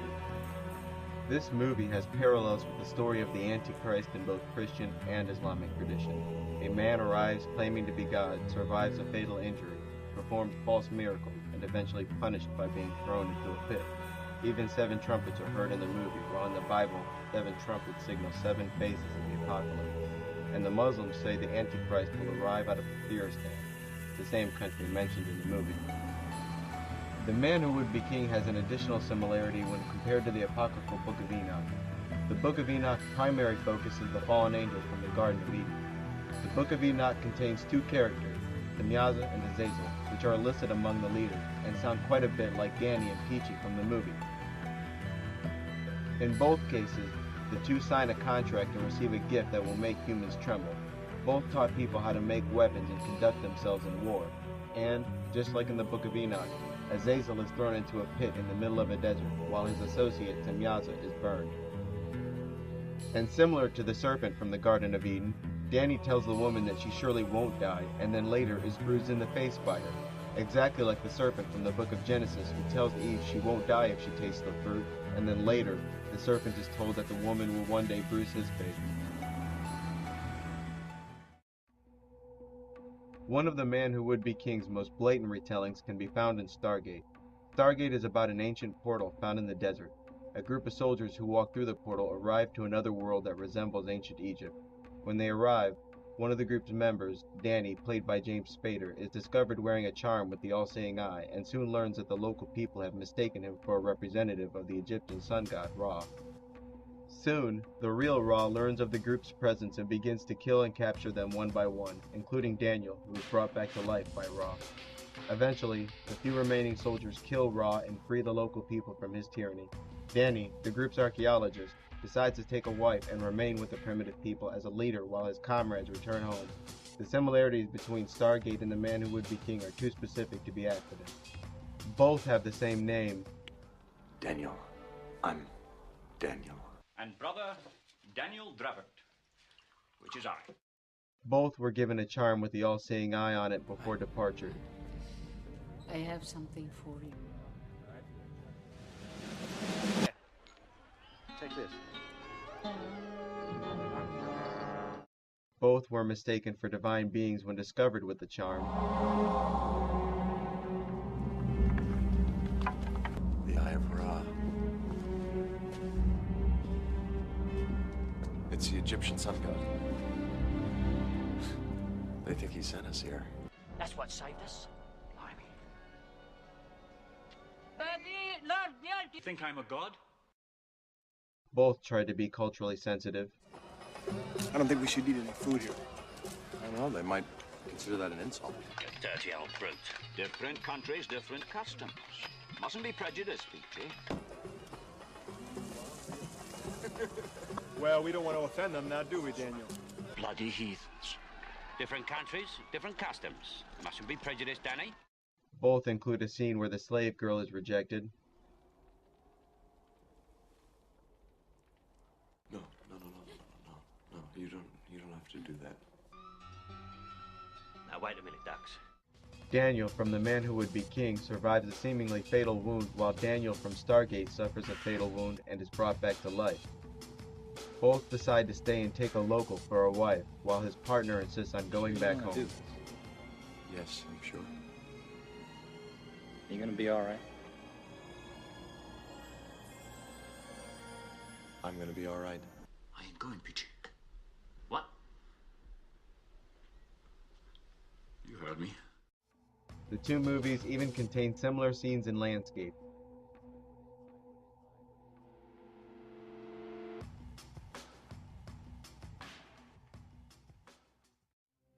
The Road to El Dorado is another veiled retelling of The Man Who Would Be King, with even more similarities than Stargate had to offer. The Road to El Dorado is about two guys considered criminals by the Spanish Empire, but before the two are punished and imprisoned, they escape the transport boat and arrive by sea to a primitive land. Using a map as a guide, the two hatch a plan involving plunder of El Dorado, the city of gold. When the two arrive in El Dorado, they are mistaken for divine beings after performing a false miracle. They become the immediate rulers of El Dorado, the lost city of gold, and their plan to steal the city's gold moves forward with ease. But, similar to Danny from The Man Who Would Be King, one of the two quote-unquote gods is seen bleeding, and it becomes evident to the city's high priest that they aren't gods, but human. The high priest attempts to kill the two would-be kings, but fails and is himself killed. One of the two gentlemen, Michael, who is mistaken for the sun god, wants to stay and rule the primitive country, while the other, Tulio, wants to go back home with his half of the gold. But before the two can return to Spain with their loads of gold, they run into trouble with an old enemy, Cortez. The two guys, Michael and Tulio, are finally forced to sacrifice their gold in order to escape. The Road to El Dorado contains several scenes that seem like cartoon copies of The Man Who Would Be King. Hey everybody, today we're going to be talking about Paul Walker and his death and some of the symbolism that surrounds it and what it all exactly means.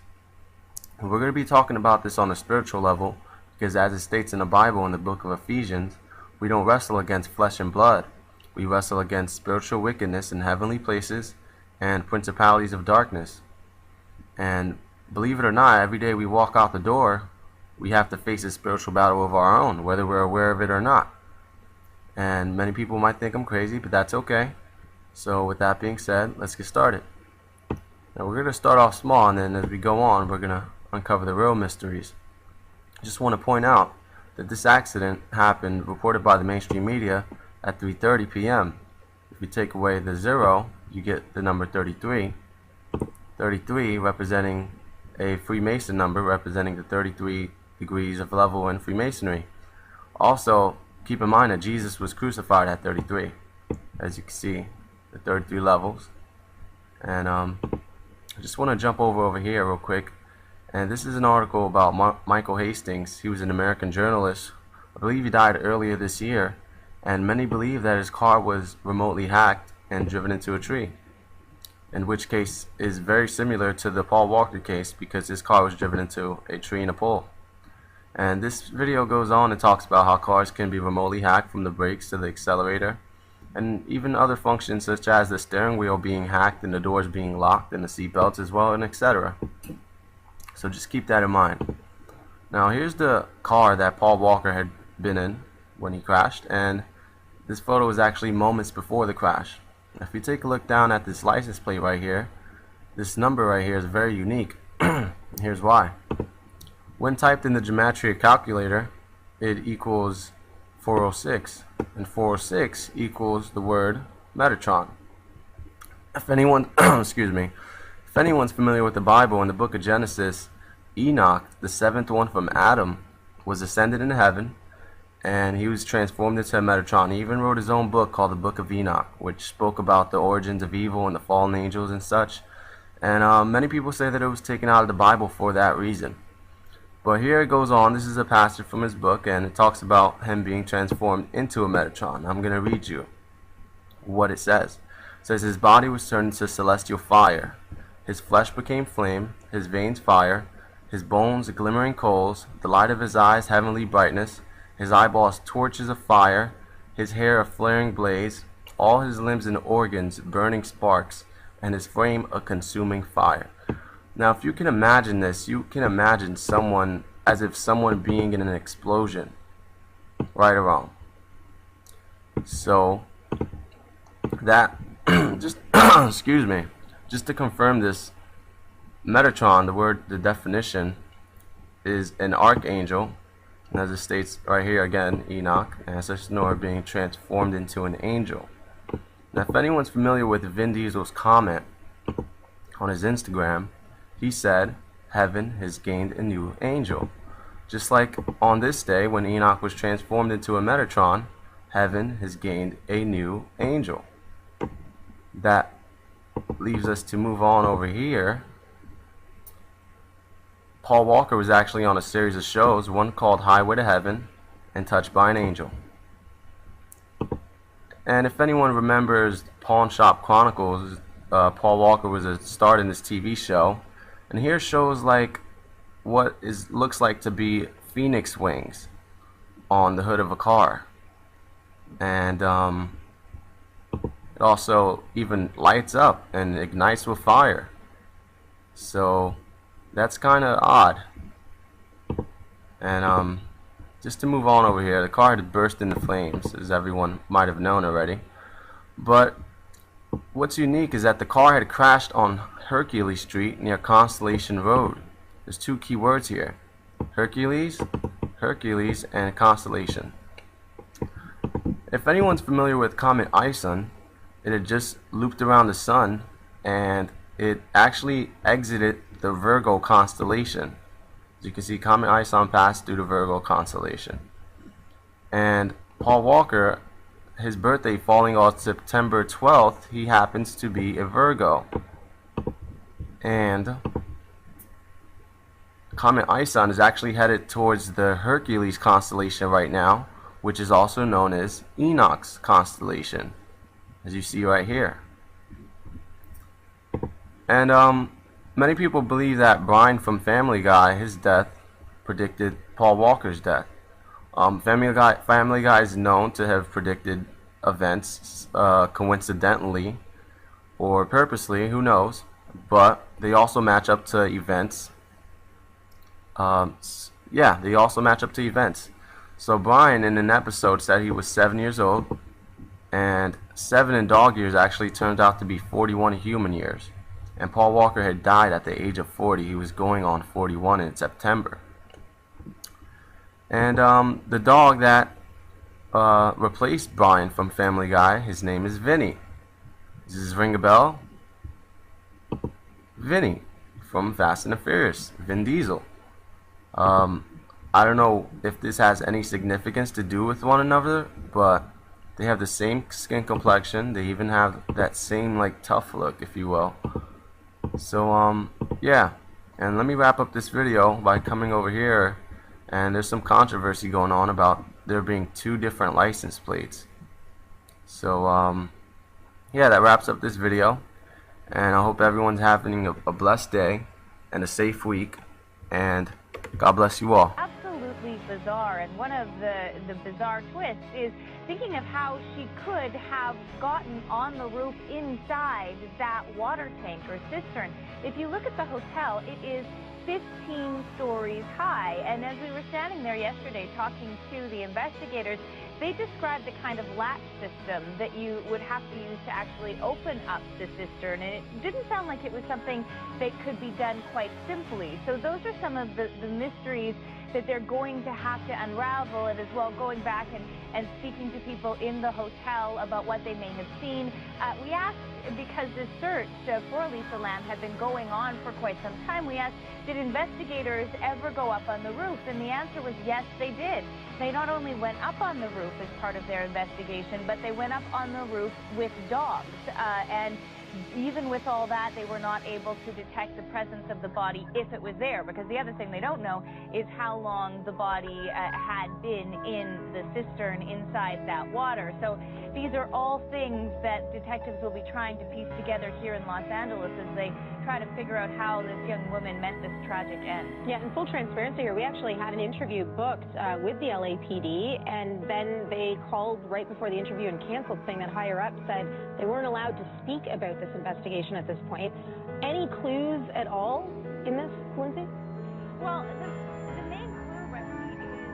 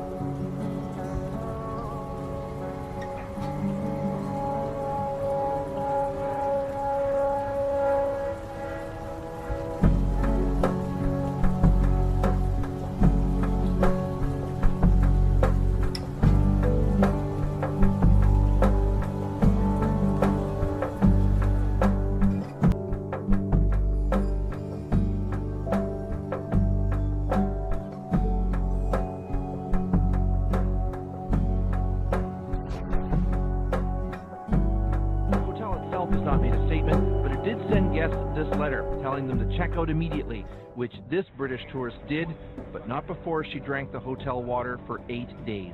And the water, for first 2 seconds or 3 seconds, was coming black. And then after a while, we would drink it, but it had strange, funny, sweet taste. It's disgusting.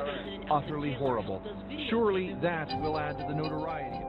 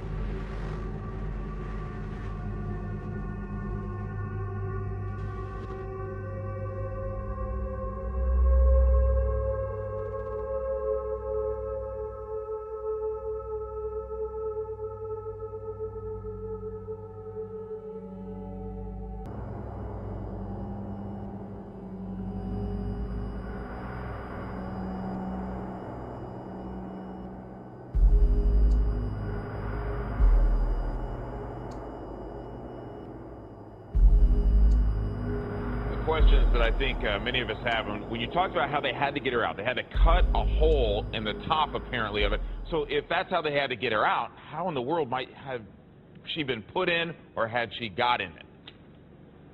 Yeah, and when you think about the restrictions on how you can get up there, you have to go through a locked door. There's an alarm system that notifies the hotel if anyone's up there.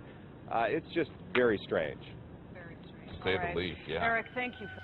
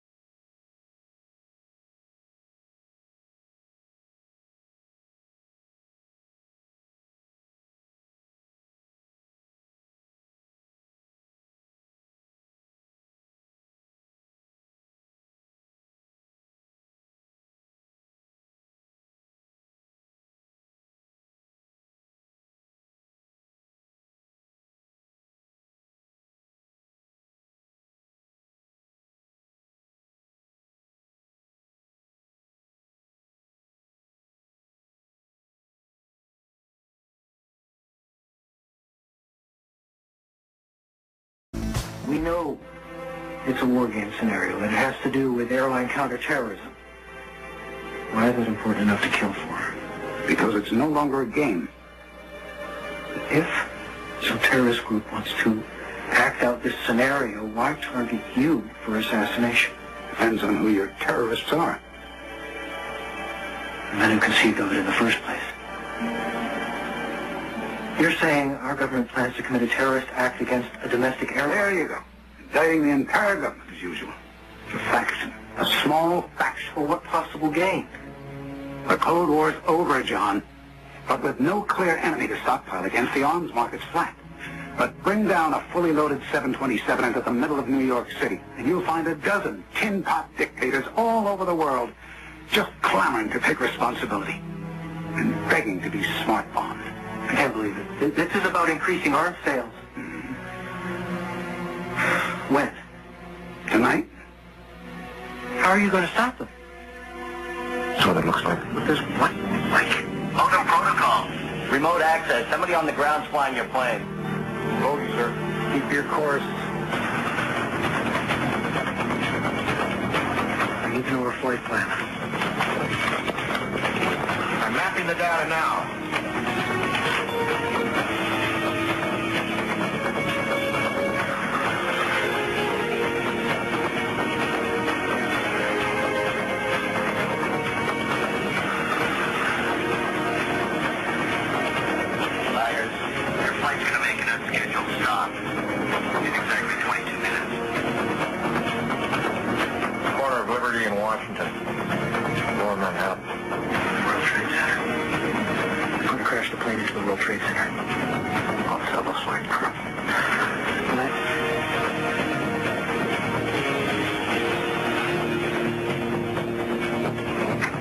Try cutting electrical power. I thought of that. I thought of everything. I thought of everything. I thought of everything. This is a weekend update from an episode of Saturday Night Live hosted by The Rock and filmed in Rockefeller Center that aired on March 18, 2000, a year and a half before the supposed surprise Al-Qaeda attacks of September 11, 2001. This might just be the most blatant and sickening example of 9/11 foreshadowing you'll ever see. You do know that the Rockefellers were responsible for building the towers and destroying them with people inside, correct? Keep that in mind as you watch this. After Horatio Sands draws some offensive cartoons to begin the segment, Colin Quinn begins the predictive programming. Texas Governor George W. Bush this week blamed President Clinton for the recent increase in gas prices and said if he were president, he'd abolish the gas tax and, if necessary, go to war with Alaska and steal their oil.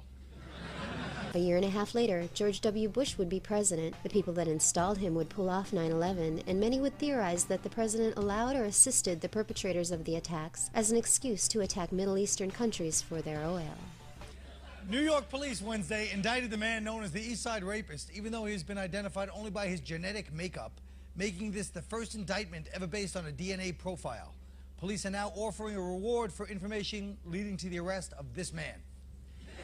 We see a picture of the towers, an NYPD shield, 23 NYPD officers would be killed on 9/11, and a reference to identifying people using DNA evidence, an unprecedented amount of which would happen after the 9/11 attacks, since the weapon used to destroy the towers changed the people inside to pieces so small that a year after the attack, 19,906 remains were recovered from Ground Zero, 4,735 of which were identified, belonging to 1,401 different people. Up to 200 remains were linked to a single person. 673 of the IDs were based on DNA alone. And as of today's date, 1,115 people will simply never be identified. The unidentified remains have been returned to an underground repository at the scene of their murder.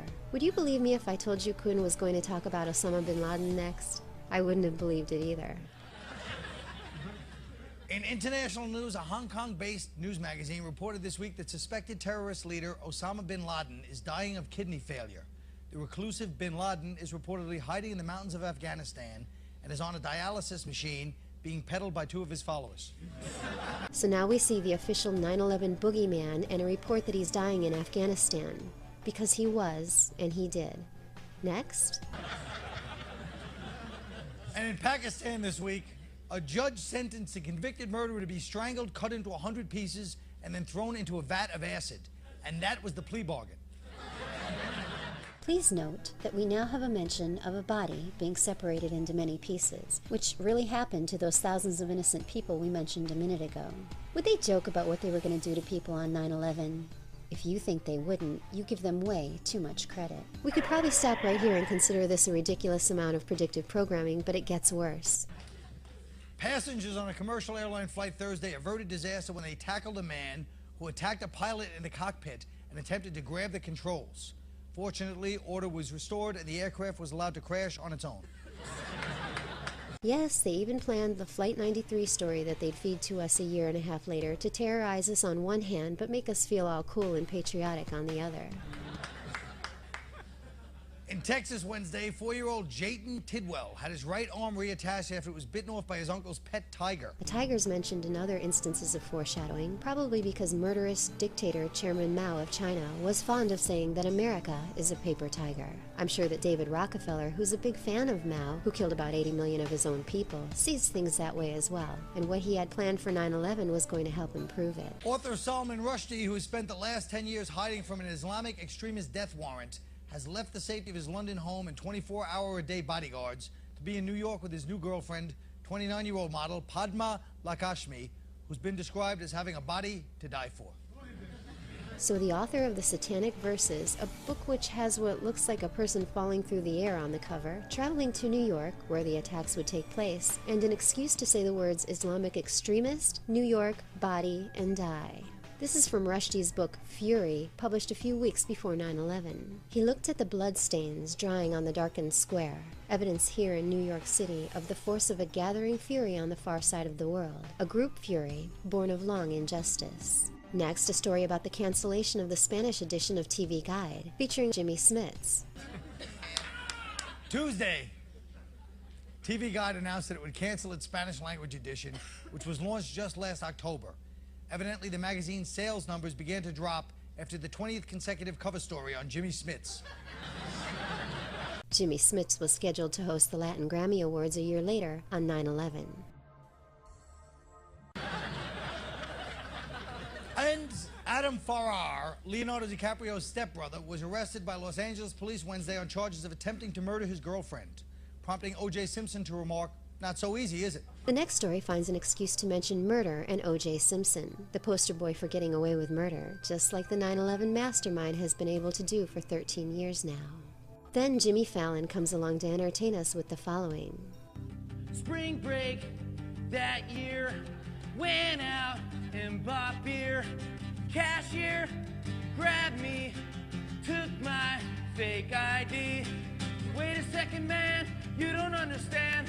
That picture is me with a turban and a tan.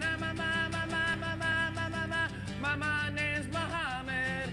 So a song about a fake ID, which some of the 9/11 hijackers were supposed to have used, one of which was found at the Pentagon crash site. A tan and a turban to represent Muslims, and the name Muhammad, like big scary lead 9/11 hijacker Muhammad Atta, who, we would be told, piloted Flight 11 into Tower 1 on 9/11. The next song manages to mention the word visa. Student, work, and tourist visas were how all of our supposed 9/11 hijackers got into the U.S. Cancun, Costa Rica, baby, I don't care. Use my dad's visa if it gets me there. Next song mentions a bad sunburn, which by itself might be meaningless, but not when paired with all this other foreshadowing about an event that no doubt burned people's skin. But you all went to the ocean, locked me out of my room. I need some suntan lotion on my body soon. I look just like a lobster, man, my trip is ruined. Give me a plane, take it home, and let's forget about it. I was thinking that this last little ditty might just actually be random, but it does mention vomiting, something that prisoners sometimes do before execution. I imagine that would apply in spades to a bunch of people who simply came to work or to breakfast one morning and had a while to slowly realize they were going to die. I say my head is hurt and I'm just waking up and I ain't shaking because I just threw up. In the absolutely horrible book, Windows on the World, where the author is supposedly imagining what it was like for the people trapped at the top of the North Tower that day, vomiting is also mentioned. Are the people who pulled off 9/11 sick enough to foreshadow a thing like this? Yes, they definitely are. Brought to you from Rockefeller Center, owned and controlled by the people who got the twin 110-story death traps built, and who had the technology to turn them into dust. A family whose patriarch doesn't mind telling the world that he and his family stand guilty, and he is proud of being part of a secret cabal working against the best interests of the United States. Here's that man, David Rockefeller, on the cover of Newsweek magazine, the year that the building of the towers began. His watch, when flipped over to be seen the way the wearer would see it, has his hands set at 9 and 11. Now, if you can't somehow prove that this is not an actual Saturday Night Live episode, and you can't, or prove that it took place after the attacks, and it didn't, and at that point it would have never made it on the air, then you're going to have to deal with the fact that the evil ghouls running this place and controlling all of the media foreshadow their misdeeds in popular TV shows like Saturday Night Live and so-called adult cartoons like Family Guy. Those of you that already know about this will get it, but those of you that love your moronic television watching will lash out like the brain-dead zombies they've made you into. Keep thinking you're just being entertained, exactly as you've been programmed to do. I'll end with the entire Weekend Update segment. Texas Governor George W. Bush this week blamed President Clinton for the recent increase in gas prices and said if he were president, he'd abolish the gas tax and, if necessary, go to war with Alaska and steal their oil. It's part of our country. New York police Wednesday indicted the man known as the East Side Rapist, even though he's been identified only by his genetic makeup, making this the first indictment ever based on a DNA profile. Police are now offering a reward for information leading to the arrest of this man. In international news, a Hong Kong-based news magazine reported this week that suspected terrorist leader Osama bin Laden is dying of kidney failure. The reclusive bin Laden is reportedly hiding in the mountains of Afghanistan and is on a dialysis machine being peddled by two of his followers. And in Pakistan this week, a judge sentenced a convicted murderer to be strangled, cut into 100 pieces, and then thrown into a vat of acid. And that was the plea bargain. Passengers on a commercial airline flight Thursday averted disaster when they tackled a man who attacked a pilot in the cockpit and attempted to grab the controls. Fortunately, order was restored and the aircraft was allowed to crash on its own. In Texas Wednesday, 4-year-old Jayton Tidwell had his right arm reattached after it was bitten off by his uncle's pet tiger. Doctors at Houston's Children's Hospital said the boy should be able to lead, quote, a very normal life, like hanging out with an uncle who owns a pet tiger. Author Salman Rushdie, who has spent the last 10 years hiding from an Islamic extremist death warrant, has left the safety of his London home and 24-hour-a-day bodyguards to be in New York with his new girlfriend, 29-year-old model Padma Lakshmi, who's been described as having a body to die for.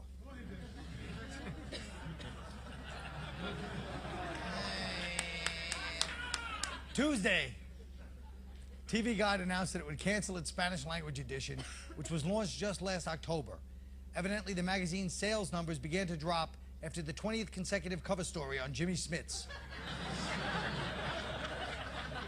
And Adam Farrar, Leonardo DiCaprio's stepbrother, was arrested by Los Angeles police Wednesday on charges of attempting to murder his girlfriend, prompting O.J. Simpson to remark, "Not so easy, is it?" And finally, here to share his excitement about going on spring break this year is Jimmy Fallon. Thanks a lot, Colin. Thank you very much. You know, in a couple of days, I'm going to go away for spring break, and I can't wait. Spring break that year, went out and bought beer. Cashier grabbed me, took my fake ID. Wait a second, man, you don't understand. That picture is me with a turban and a tan. My name's Muhammad. So,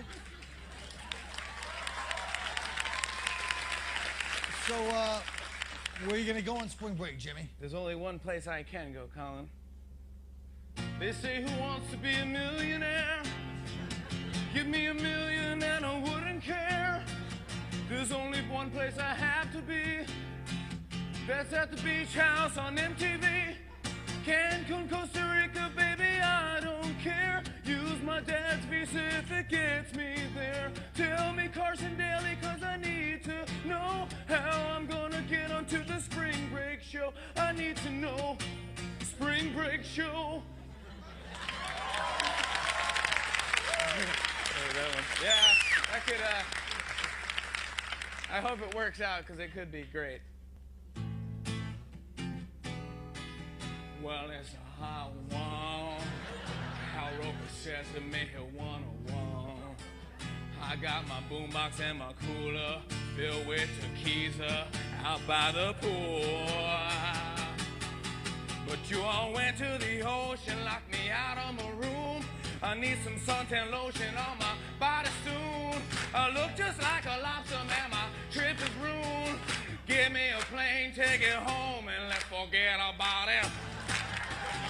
Let's forget about it. But the one thing that you can say, the one thing that you can say about spring break is thank God it only comes once a year. I say my head is hurt and I'm just waking up and I am shaking because I just threw up. Yeah. Drank too much, drank all 35 flavors of Jello shots. Smoked somebody's pot, and then I did a keg stand for a long, long time. Made out with a stranger for a long, long time. This is what the spring break is all about. Little baby, have a fun spring break, everybody. Ladies and gentlemen, welcome to Seth MacFarlane's putrid palette of predictive programming, Pandemonium. Brought to you by Seth MacFarlane, sleazebag trader who works for the satanic cabal that runs the entertainment industry. He says it's abhorrent when people recognize and point out his sneaky little clues that he inserts into his stupid cartoons, foreshadowing the events manufactured by the same cabal that pays him very well to do so. Seth MacFarlane has criticized an online hoax clip of his animated series Family Guy, which was edited to make it look like main character Peter Griffin planned explosions at the Boston Marathon. MacFarlane called the clip abhorrent, and the original episode, which aired last month and did depict the main character running people over in his car at the marathon, has been pulled by Fox Broadcasting. The lamestream media, controlled by the same people, repeats what he says, of course. No one investigates, and people continue to tune into Family Guy and American Dad without realizing they're being brainwashed and programmed to accept the cabal's plans. Let's do the media's job and take a look at the two most recent events he's foreshadowed for his evil masters, the Boston faked bombings and the death of Robin Williams. If a little bit of thought is applied to the seemingly random elements of the cartoon, one can see that we're actually watching a satanic ritual where the names, dates, places, circumstances, and even minuscule details of a future seemingly surprise event are actually planned down to the tiniest detail and shown to us in advance. MacFarlane's cartoons are one of their favorite places to do this. Let's start with Boston. First of all, in the episode entitled Turban Cowboy, which aired on St. Patrick's Day, March 17, 2013, only 29 days before the April 15th Boston Marathon, many details of the cartoon allude to the fake bombings and the official story afterward. At 1 minute and 11 seconds in, the main character's friend mentions that he used to be a horse whisperer, which is interesting because the main character in the movie Horse Whisperer has an accident on her horse and needs to have her leg amputated. I'm sure I don't have to tell you how amputation relates to what supposedly went on in Boston on April 15, 2013. At about 2 minutes and 40 seconds in, Harrison Ford is seen throwing skydivers off of a plane. Whoa, is that Harrison Ford? Yeah, it said in the brochure that he assists with all the jumps. Get off my plane! Get off my plane! Get off my plane! Just like he throws a Russian terrorist off a plane in the movie Air Force One. Get off my plane! Our supposed Boston bombers are from Chechnya, a federal republic of Russia. The main premise of the whole episode is that the main character, Peter Griffin, converts to Islam. One of the supposed Boston terrorists, supposedly the bombing mastermind, was also a convert to Islam. Here's Tamerlan, our Boston bombing patsy Islam convert, right up next to Peter's friend Mahmoud, who gets him to convert to Islam. At 3 minutes and 40 seconds, Peter is seen driving a car down a street, running over marathon participants. There are dead bodies and body parts on the ground and a big swath of red blood trailing behind his car. Though this had never happened before, we would see this same sort of scene on Boylston Street in Boston less than a month later at the marathon. I'm trying to figure out which scene looks more cartoonish. Then Peter is asked by a cartoon Bob Costas how he won the Boston Marathon, just in case there's any doubt as to which race was just depicted. I'm Bob Costas, here with Boston Marathon winner Peter Griffin. Peter, how did you do it? I'll tell you, Bob, I just got in my car and drove it. And when there was a guy in my way, I killed him. At 4 minutes and 20 seconds in, the front of the Quahog Public Library is shown. Remember, the first of the 2 fake bombs occurred right in front of the Boston Public Library. At around 5 minutes and 38 seconds in, the Family Guy writers find an excuse to throw in a seemingly random reference to a bowl of M&Ms. Oh my God, look, a bowl of M&Ms. What are we, 6? Directly across the street from the Boston Public Library is a candy store called Sugar Heaven, part of the staging area for the fake injuries. Not only were there pictures of M&Ms painted on the front window of the store the day of the marathon, along with a handmade M&Ms sign, but a big blue M&M statue stood outside the door right in the staging area. Yes, they planned it down to that amount of detail. Please note that M is the 13th letter of the alphabet. 2 M's equals 26, just like the 26 miles of the marathon and the 26 people supposedly killed in their other false flag, Sandy hoax.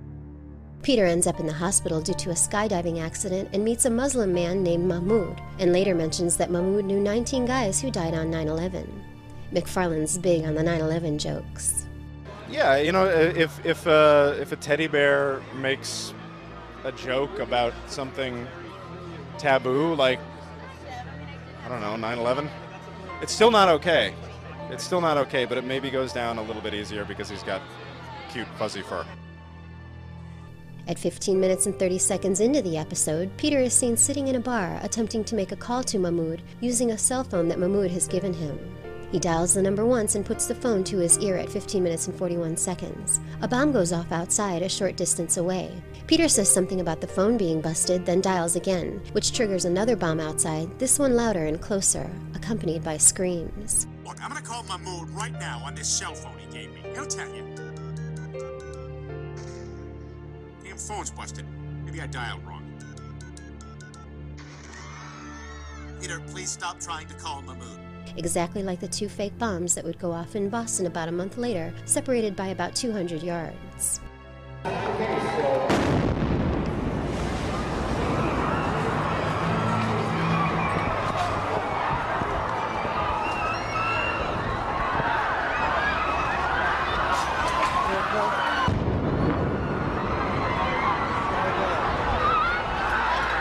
At the very end of the episode, 20 minutes and 55 seconds in, Peter uses the same cell phone again and blows up the Quahog Bridge by dialing the same telephone number. Tell you what, let me call Horace and tell him to get our table ready. In this same scene, Peter asks his policeman friend whether or not the Muslims that were plotting the foiled attack in the story are going to get a trial. So what happens next? Do those guys all get trials? Why ask this question? I mean, a trial for someone accused of a crime is just normal procedure, right? Except normal procedure was not going to be followed about a month later. They knew this, and that's why this part is here. The feds invoked a public safety exception and questioned Dzhokhar Tsarnaev for 36 hours before reading him his Miranda rights. Normal procedure doesn't seem to have been followed for Tamerlan Tsarnaev either. That's why the policeman's answer to Peter is basically no. Well, you know, it's the process. See, if you get the American people so riled up about a supposed surprise attack that they don't care about the rights of the accused, on some level you're getting them to acquiesce to the evisceration of basic rights for everyone, including themselves. Keep in mind that the episode aired on March 17, 2013, St. Patrick's Day, with its deep ties to the Irish and therefore Boston. This is not a coincidence. The title again is Turban Cowboy. Turban is for the Muslim terrorists depicted in the episode and the real-life Muslim patsies at the Boston fake bombings. But the cowboy part? Remember the big phony hero from the fake bombings, Carlos Arredondo? He was called the Cowboy Hat Hero because of his white cowboy hat he was wearing as he pushed a man he pretended to rescue past the cameras for their staged photo op. Even the hat's been proven to have been just a prop that was switched during the picture-taking session at the beginning of the fakery. See, they not only foreshadow the event, but they also like to allude to their manufactured official story afterwards. Here they do it in the very name of the episode. There's another Seth MacFarlane cartoon named American Dad, and on the episode entitled The Missing Kink, which aired the night before the fake bombings, a teenage girl tells the boy she's just gone out with that she had a blast on their date. The boy's reply blatantly indicates further foreknowledge of the false flag planned for the next day. Well, call the bomb squad, because with the blast I had, that makes 2 blasts. Now that there's no doubt that Toady Boy McFarlane was fed information about the Boston Marathon false flag ahead of time and told to incorporate elements of the story into his idiotic cartoons, let's move on to a more recent incident that he foreshadowed, where someone may have actually died. Robin Williams' supposed suicide on August 11, 2014. Immediately preceding the announcement of Robin Williams' death, the BBC Three network just happened to play a repeat of a May 2012 Family Guy episode entitled Viewer Mail No. 2. The show began at 11:25 p.m. London time. The news of the actor's apparent suicide broke at around 11:50 p.m., 25 minutes later. So take a 21-minute show, throw in some commercials, and the completion of the show and the suicide announcement happened at pretty much the exact same time. The episode is broken down into 3 parts. The first part, entitled Chap of the Manor, portrays everyone in the Griffin family except Stewie as British, and says it's brought to you by BBC One, just in case you think it's a fluke that it's shown on BBC Three right before Mr. Williams' death hits the airwaves. At a minute and a half in, the family is watching a game show called Wheel of Politeness. For some reason, the Family Guy animators have elected to give only 2 of the visible spaces on the wheel the correct number of prongs, like the actual wheel from the American game show Wheel of Fortune. The 2 spaces that don't have excess prongs are 300 and 600. So here's a nice backwards 63, which is Mr. Williams' age at the time of his death. The number of prongs is their sneaky way of pointing it out. In the 1998 movie What Dreams May Come, when Robin Williams' character dies and goes to heaven, his spirit guide says this to him. Last time you saw me, I was 63, stretched out on a cardiac ward. Who wants to be 63 throughout eternity? Yeah, who wants to be 63 throughout eternity? A little later in the same movie, his character's wife commits suicide. The climax of the Family Guy segment is a death that takes place in a tunnel. You'll never guess where Mr. Williams' character is when he dies in the movie What Dreams May Come. A tunnel. This is one of many examples of the Cabal connecting their clues in different places. Like not only showing Lisa Simpson holding up this bus schedule to signify 9/11, but also having Bart Simpson hold up cash in front of it to tell you that 9/11 is laid out step by step in perfect detail on the U.S. money supply. At the very end of the Chap of the Manor segment, Lois says that she's just glad that everyone's safe and sound in their little row house. Peter looks at the camera and repeats row house, the same way he says roadhouse over and over again in another Family Guy episode entitled Brian's Got a Brand New Bag. Well, I'm just happy our family is safe and sound back in our cozy row house. Row house. Keep the change. Roadhouse. This show starts with Peter Griffin in a video store buying the Patrick Swayze movie Roadhouse. The video store clerk attempts to give him a free copy of What Dreams May Come, which we just talked about, but he flatly refuses it. The movie is placed on a shelf with other unwanted Williams films.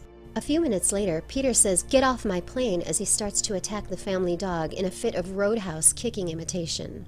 Get off my plane. It's not even the same. Oh, what the hell? This Brian's Got a Brand New Bag episode that shows the movie What Dreams May Come aired on November 8, 2009. 11/8 is the date of Williams' death backwards.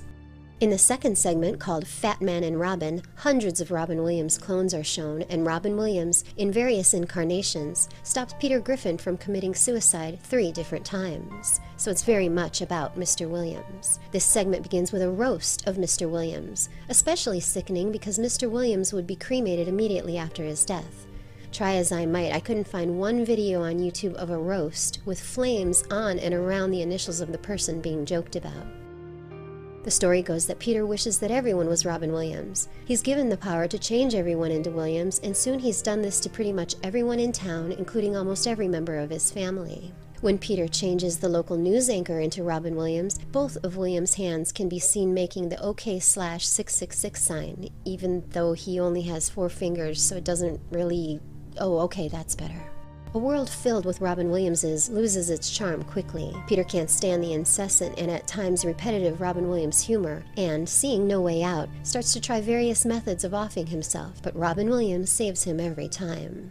First, Peter tries to shoot himself in the head, but the gun turns into Williams because Peter has touched it. Peter then tries to throw himself in front of a moving car, which also turns into Williams, and Peter bounces right off. Peter then throws himself off a cliff, but the rock at the bottom turns into Robin Williams as Mrs. Doubtfire and cushions his fall. Peter then decides to tell all of the other Williams clones to go forth into the country and spread their comedy, but he orders 5 of them to stay as substitutes for his family. The final scene shows Peter and the 5 family replacement clones sitting at the kitchen table having breakfast. The Williams clones are dressed up like the various family members and are joking amongst themselves. Peter looks like he's lost his mind. Then they zoom in a bit, and the Robin Williams clone replacement for Brian the dog asks Peter to pass the coffee. Peter has cut off his hands in an effort to stop the curse of turning everything into Robin Williams, so we see only bloody stumps as he brings his hands up to the table. Do you see the problem with this scene? Robin Williams is supposed to have died, sitting in a chair, with something tight around his neck, and he also supposedly tried slitting his wrist. Here's an extreme Family Guy-style representation of this. There are only 2 inanimate objects that Peter turns into Williams that aren't directly related to stopping Peter's suicide attempts. One is a teapot, the other is a door. According to the official story, Williams closed one end of the belt he used to kill himself between a door and a door frame. In the third and last segment of the cartoon called Point of Stew, a day of the baby's life is shown from his point of view. At the very beginning we get a quick glimpse of the number 13 that goes by almost too fast to see. Then at bath time, Stewie plays with a shark in the tub. The town of Tiburon is where Robin Williams died, and Tiburon means shark in Spanish. Close to the end, Stewie goes back in time and prevents Kurt Cobain from committing suicide. So this is 4 times that suicide is mentioned in one way or another during a 21-minute-long Family Guy cartoon that heavily features Robin Williams, shown on the date of his death and ending almost exactly when news of Mr. Williams' death hit the airwaves. This is also the 20th anniversary of Cobain's very suspicious suicide, with his band being inducted into the Rock and Roll Hall of Fame this year and new evidence from the death scene being released. CNN has uncovered shocking details of a horrific murder that took place in New York early yesterday morning. Police believe that an actor who has appeared on the hit program Ugly Betty killed his mother with a sword. Our CNN senior correspondent Alan Chernoff has been digging on this story. He joins us from New York with this exclusive. Alan, what are you finding out? Suzanne, police Tuesday morning found actor Michael Brea holding a bloody sword in his apartment, his mother dead in the bathroom with lacerations to the head. The actor's father, who spoke reluctantly, told me it was his sword that his son Michael allegedly used to commit the murder of his own mother. The sword, I am a martial artist. I practice martial arts. The sword, that was my sword that was in the house. That was your sword? Yes. But it's not, we never try or think about doing that. My son is not a violent person at all. Very lovely, peaceful young man. Sir, you're telling me that the sword was yours, and according to the police, your son used your sword to kill your wife. I don't know. Like I said, I don't know. I was in there. I don't know. When you say you don't know, do you doubt what happened? I wasn't there. I was not in the house. I wasn't there. But you know, your son has been arrested. He's been charged with killing your wife. Monday night, Marcel Brea says his son Michael, an actor who had appeared on the show Ugly Betty, attended a Freemasons meeting at this Masonic lodge in Harlem. Michael called his father just before 11 p.m., complaining of a headache. Marcel, who is also a Mason and lived apart from his ex-wife and children, told his son to relax. And I said, go do your prayer and lay down in your bed, relax. That headache will go away. 2 hours later, neighbors in the 4-story Brooklyn building say they heard a shriek. Well, I heard the scream for help. Called 911. A scream. Like, ah, but it's more feminine and fair, and they are curling. Neighbors called 911, and they say the police responded within about 5 minutes, but there was no answer at the door. So the police waited to get a crowbar to force open this door and another entrance to the apartment down the hall. Neighbors say they could hear Michael chanting. And what was the son saying? Jerusalem, Aaron, Moses. Jesus said, pick up your bed and walk. Police waited for emergency backup, suspecting a hostage situation. Eventually, they broke down the bathroom door, discovering Yannick Brea dead, lacerations across her head that police say were inflicted with the sword.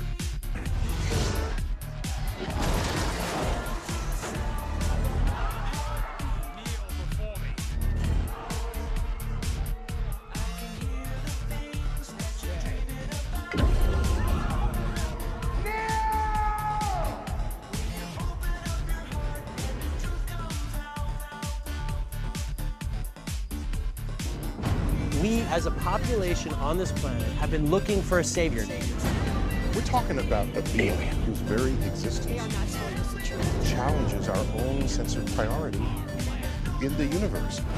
Human beings have a horrible track record of following people of great power. Corrupts, and absolute power corrupts absolutely. Maybe he's just a guy trying to do the right thing. We know better now, don't we? Devils don't come from hell. The world has been so caught up with what he can do that no one has asked what he should do.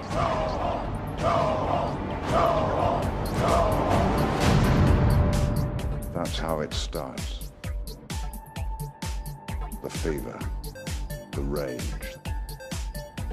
the feeling of powerlessness that turns good men cruel.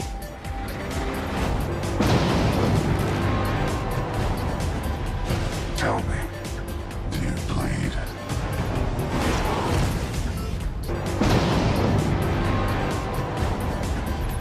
Tell me, do you bleed? You will.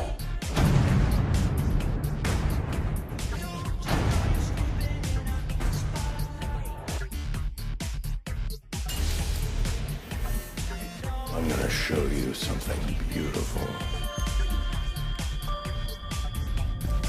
Everyone screaming for mercy. You're all puppets, tangled in strings.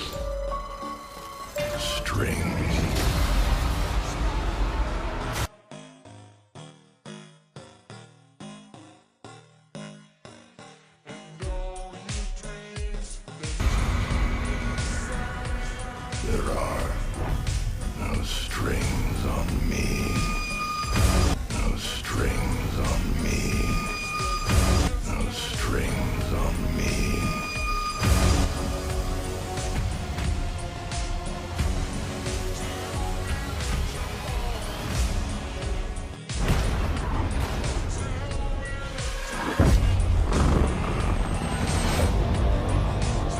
My whole life I prepared my son to lead humanity in the fight against the machines.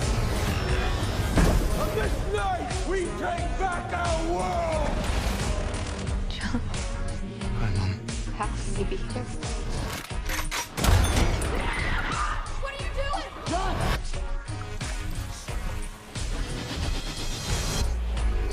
What have they done to my son? Survival's what you taught me.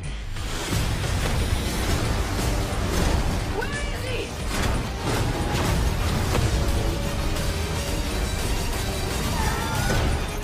Get out. Not machine. Not man. I'm more. I'm more.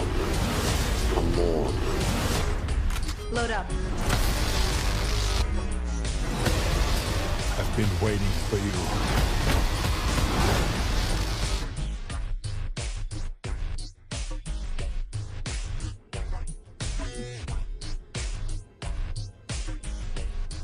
There has been an awakening. Have you felt it?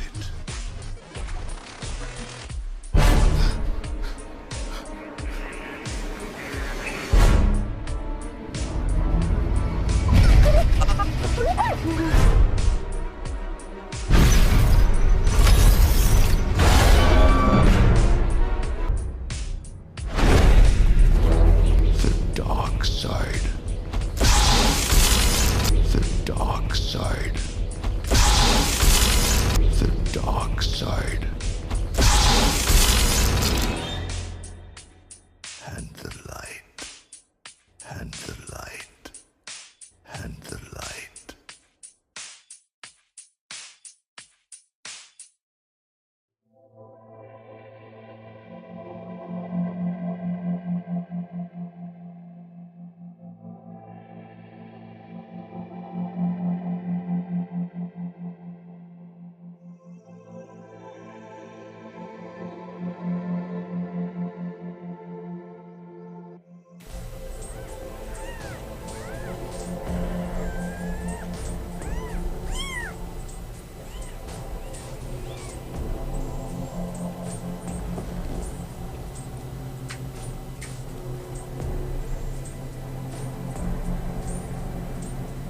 old favorite Fox Mulder Antichrist figure, R2-D2 and C-3PO, Yoda, aka Jota, the Jedi Master, small collection of false idols, along with a little sarcophagi to boot.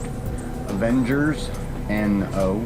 never opened a anti-Christian Xmas present Star Wars Gold trilogy set. Yeah, the one that they added all the extra scenes to that, well, more or less ruined those movies. Transformers, 80s, childhood versions, cartoon versions, and the CGI Michael Bay reboots. The first. It's the only one I had was the first. BS comics, Batman, Superman comics. A couple of extras in there. A one-shot for the Joker and Two-Face. And to boot, like a horned cherry on top, devil mask that the old me would have described as really, really cool. A mask that I don't recall ever being worn. One that, you know, and these things, none of them were, I guess you could say, cheap is the word. I mean, the sarcophagi, that little tiny figurine piece, came from one of those plastic bag play sets that I've had for a long time. Why are all these items sitting together in the grass? This is why they are sitting in the grass. What this is a symbol. This is a mark of defiance. I could have burned my entire collection and had a great big old bonfire. Interesting to note, bonfire comes from bone fire. I'll let you investigate the rest of that one. But these items burned in the backyard. Why would I do this? Well, this is me signing off. I'd already broken contract with Lucifer. I had already wedged a Christian rebirth between myself and Old Scratch. But this is it's me testifying. It's me forwarding but an ounce of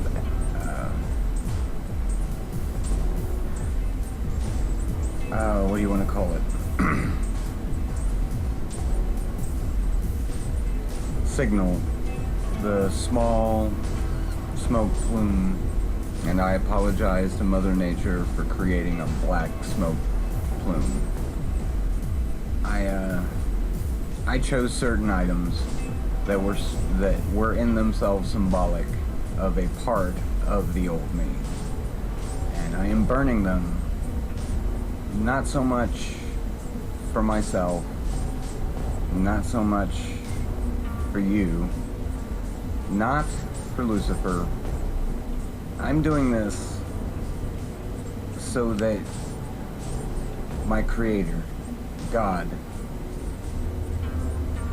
Father, Heavenly Father of Christ, has a sort of checkpoint between myself and Him. I don't believe in making a big deal out of things. I don't believe in being destructive, and I don't believe in just senseless chaos. I don't believe in this.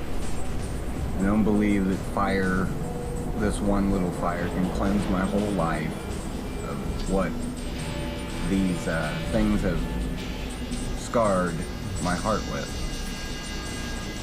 I'm not worried about those scars. I see them. I know them. But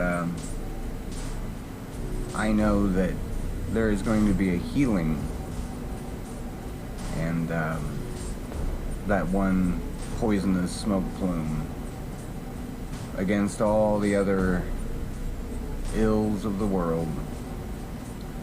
It's but a particle. I know all this. I know it's just a small thing, but I wanted to make a point. I wanted to show how I felt. These people who have produced these things and lied to me, even if they didn't know where it was coming from, even if they didn't know the full charge of their creations or what they represented, I know that there's an underlying hate for me built into all of this. What we have always called entertainment, those things that we said we love, are created from a jealousy and a hate for us and the God that created us. In my case, that money was wasted.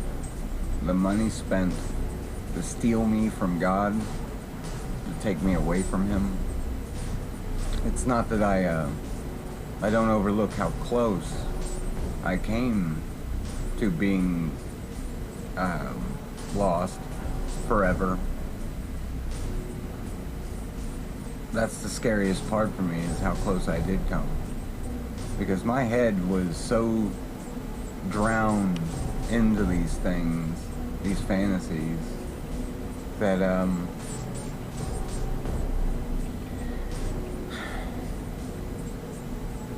it really is a miracle that I say the things I say today. At least in my own case, for me. So contrast the overall images from before. I tried to give a image for every single notion that I thought and felt and tried to show in this series. With the first segment, in this segment, what you're seeing is just a handful, and what they represent is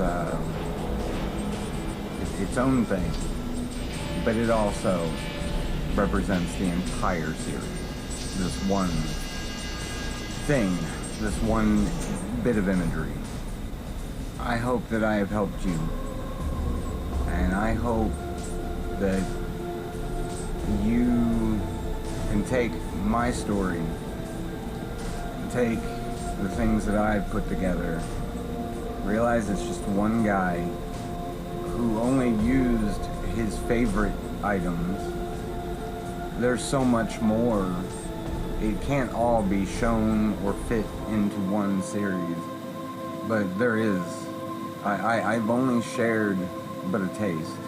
There's much more to this feast, the black rotten feast that I've offered. But it's the dessert tray that when you get to it,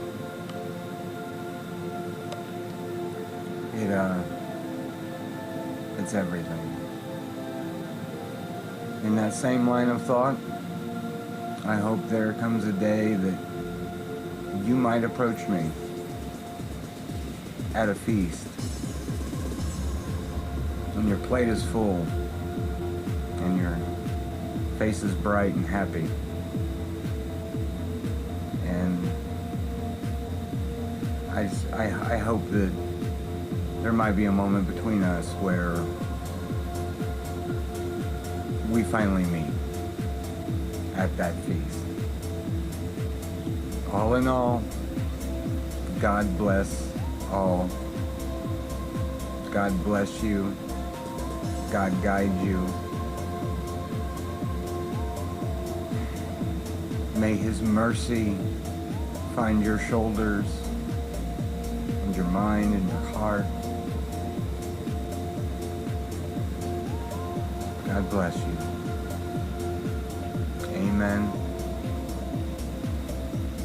Praise Christ. Praise Yeshua. Praise God Almighty.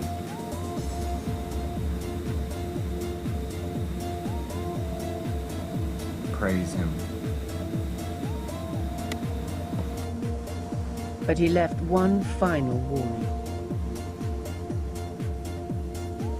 1984 is, I believe, a quite terrifying masterpiece. So terrifying, in fact, I don't think I should like to read another like it. I am not absolutely dissatisfied with it. I think it is a good idea, but the execution would have been better if I had not been under the influence of TB when I wrote it. You once claimed that you have an ability to face unpleasant facts. Is that what you've demonstrated in 1984 by drawing an accurate portrait of the future? I think that allowing for the book being, after all, a parody, something like 1984 could actually happen. This is the direction the world is going in at the present time. In our world, there will be no emotions except fear, rage, triumph, and self-abasement. The sex instinct will be eradicated. We shall abolish the orgasm. There will be no loyalty except loyalty to the party. But always there will be the intoxication of power. Always, at every moment, there will be the thrill of victory, the sensation of trampling on an enemy who is helpless. If you want a picture of the future, imagine a boot stamping on a human face forever. The moral to be drawn from this dangerous nightmare situation is a simple one. Don't let it happen. It depends on you.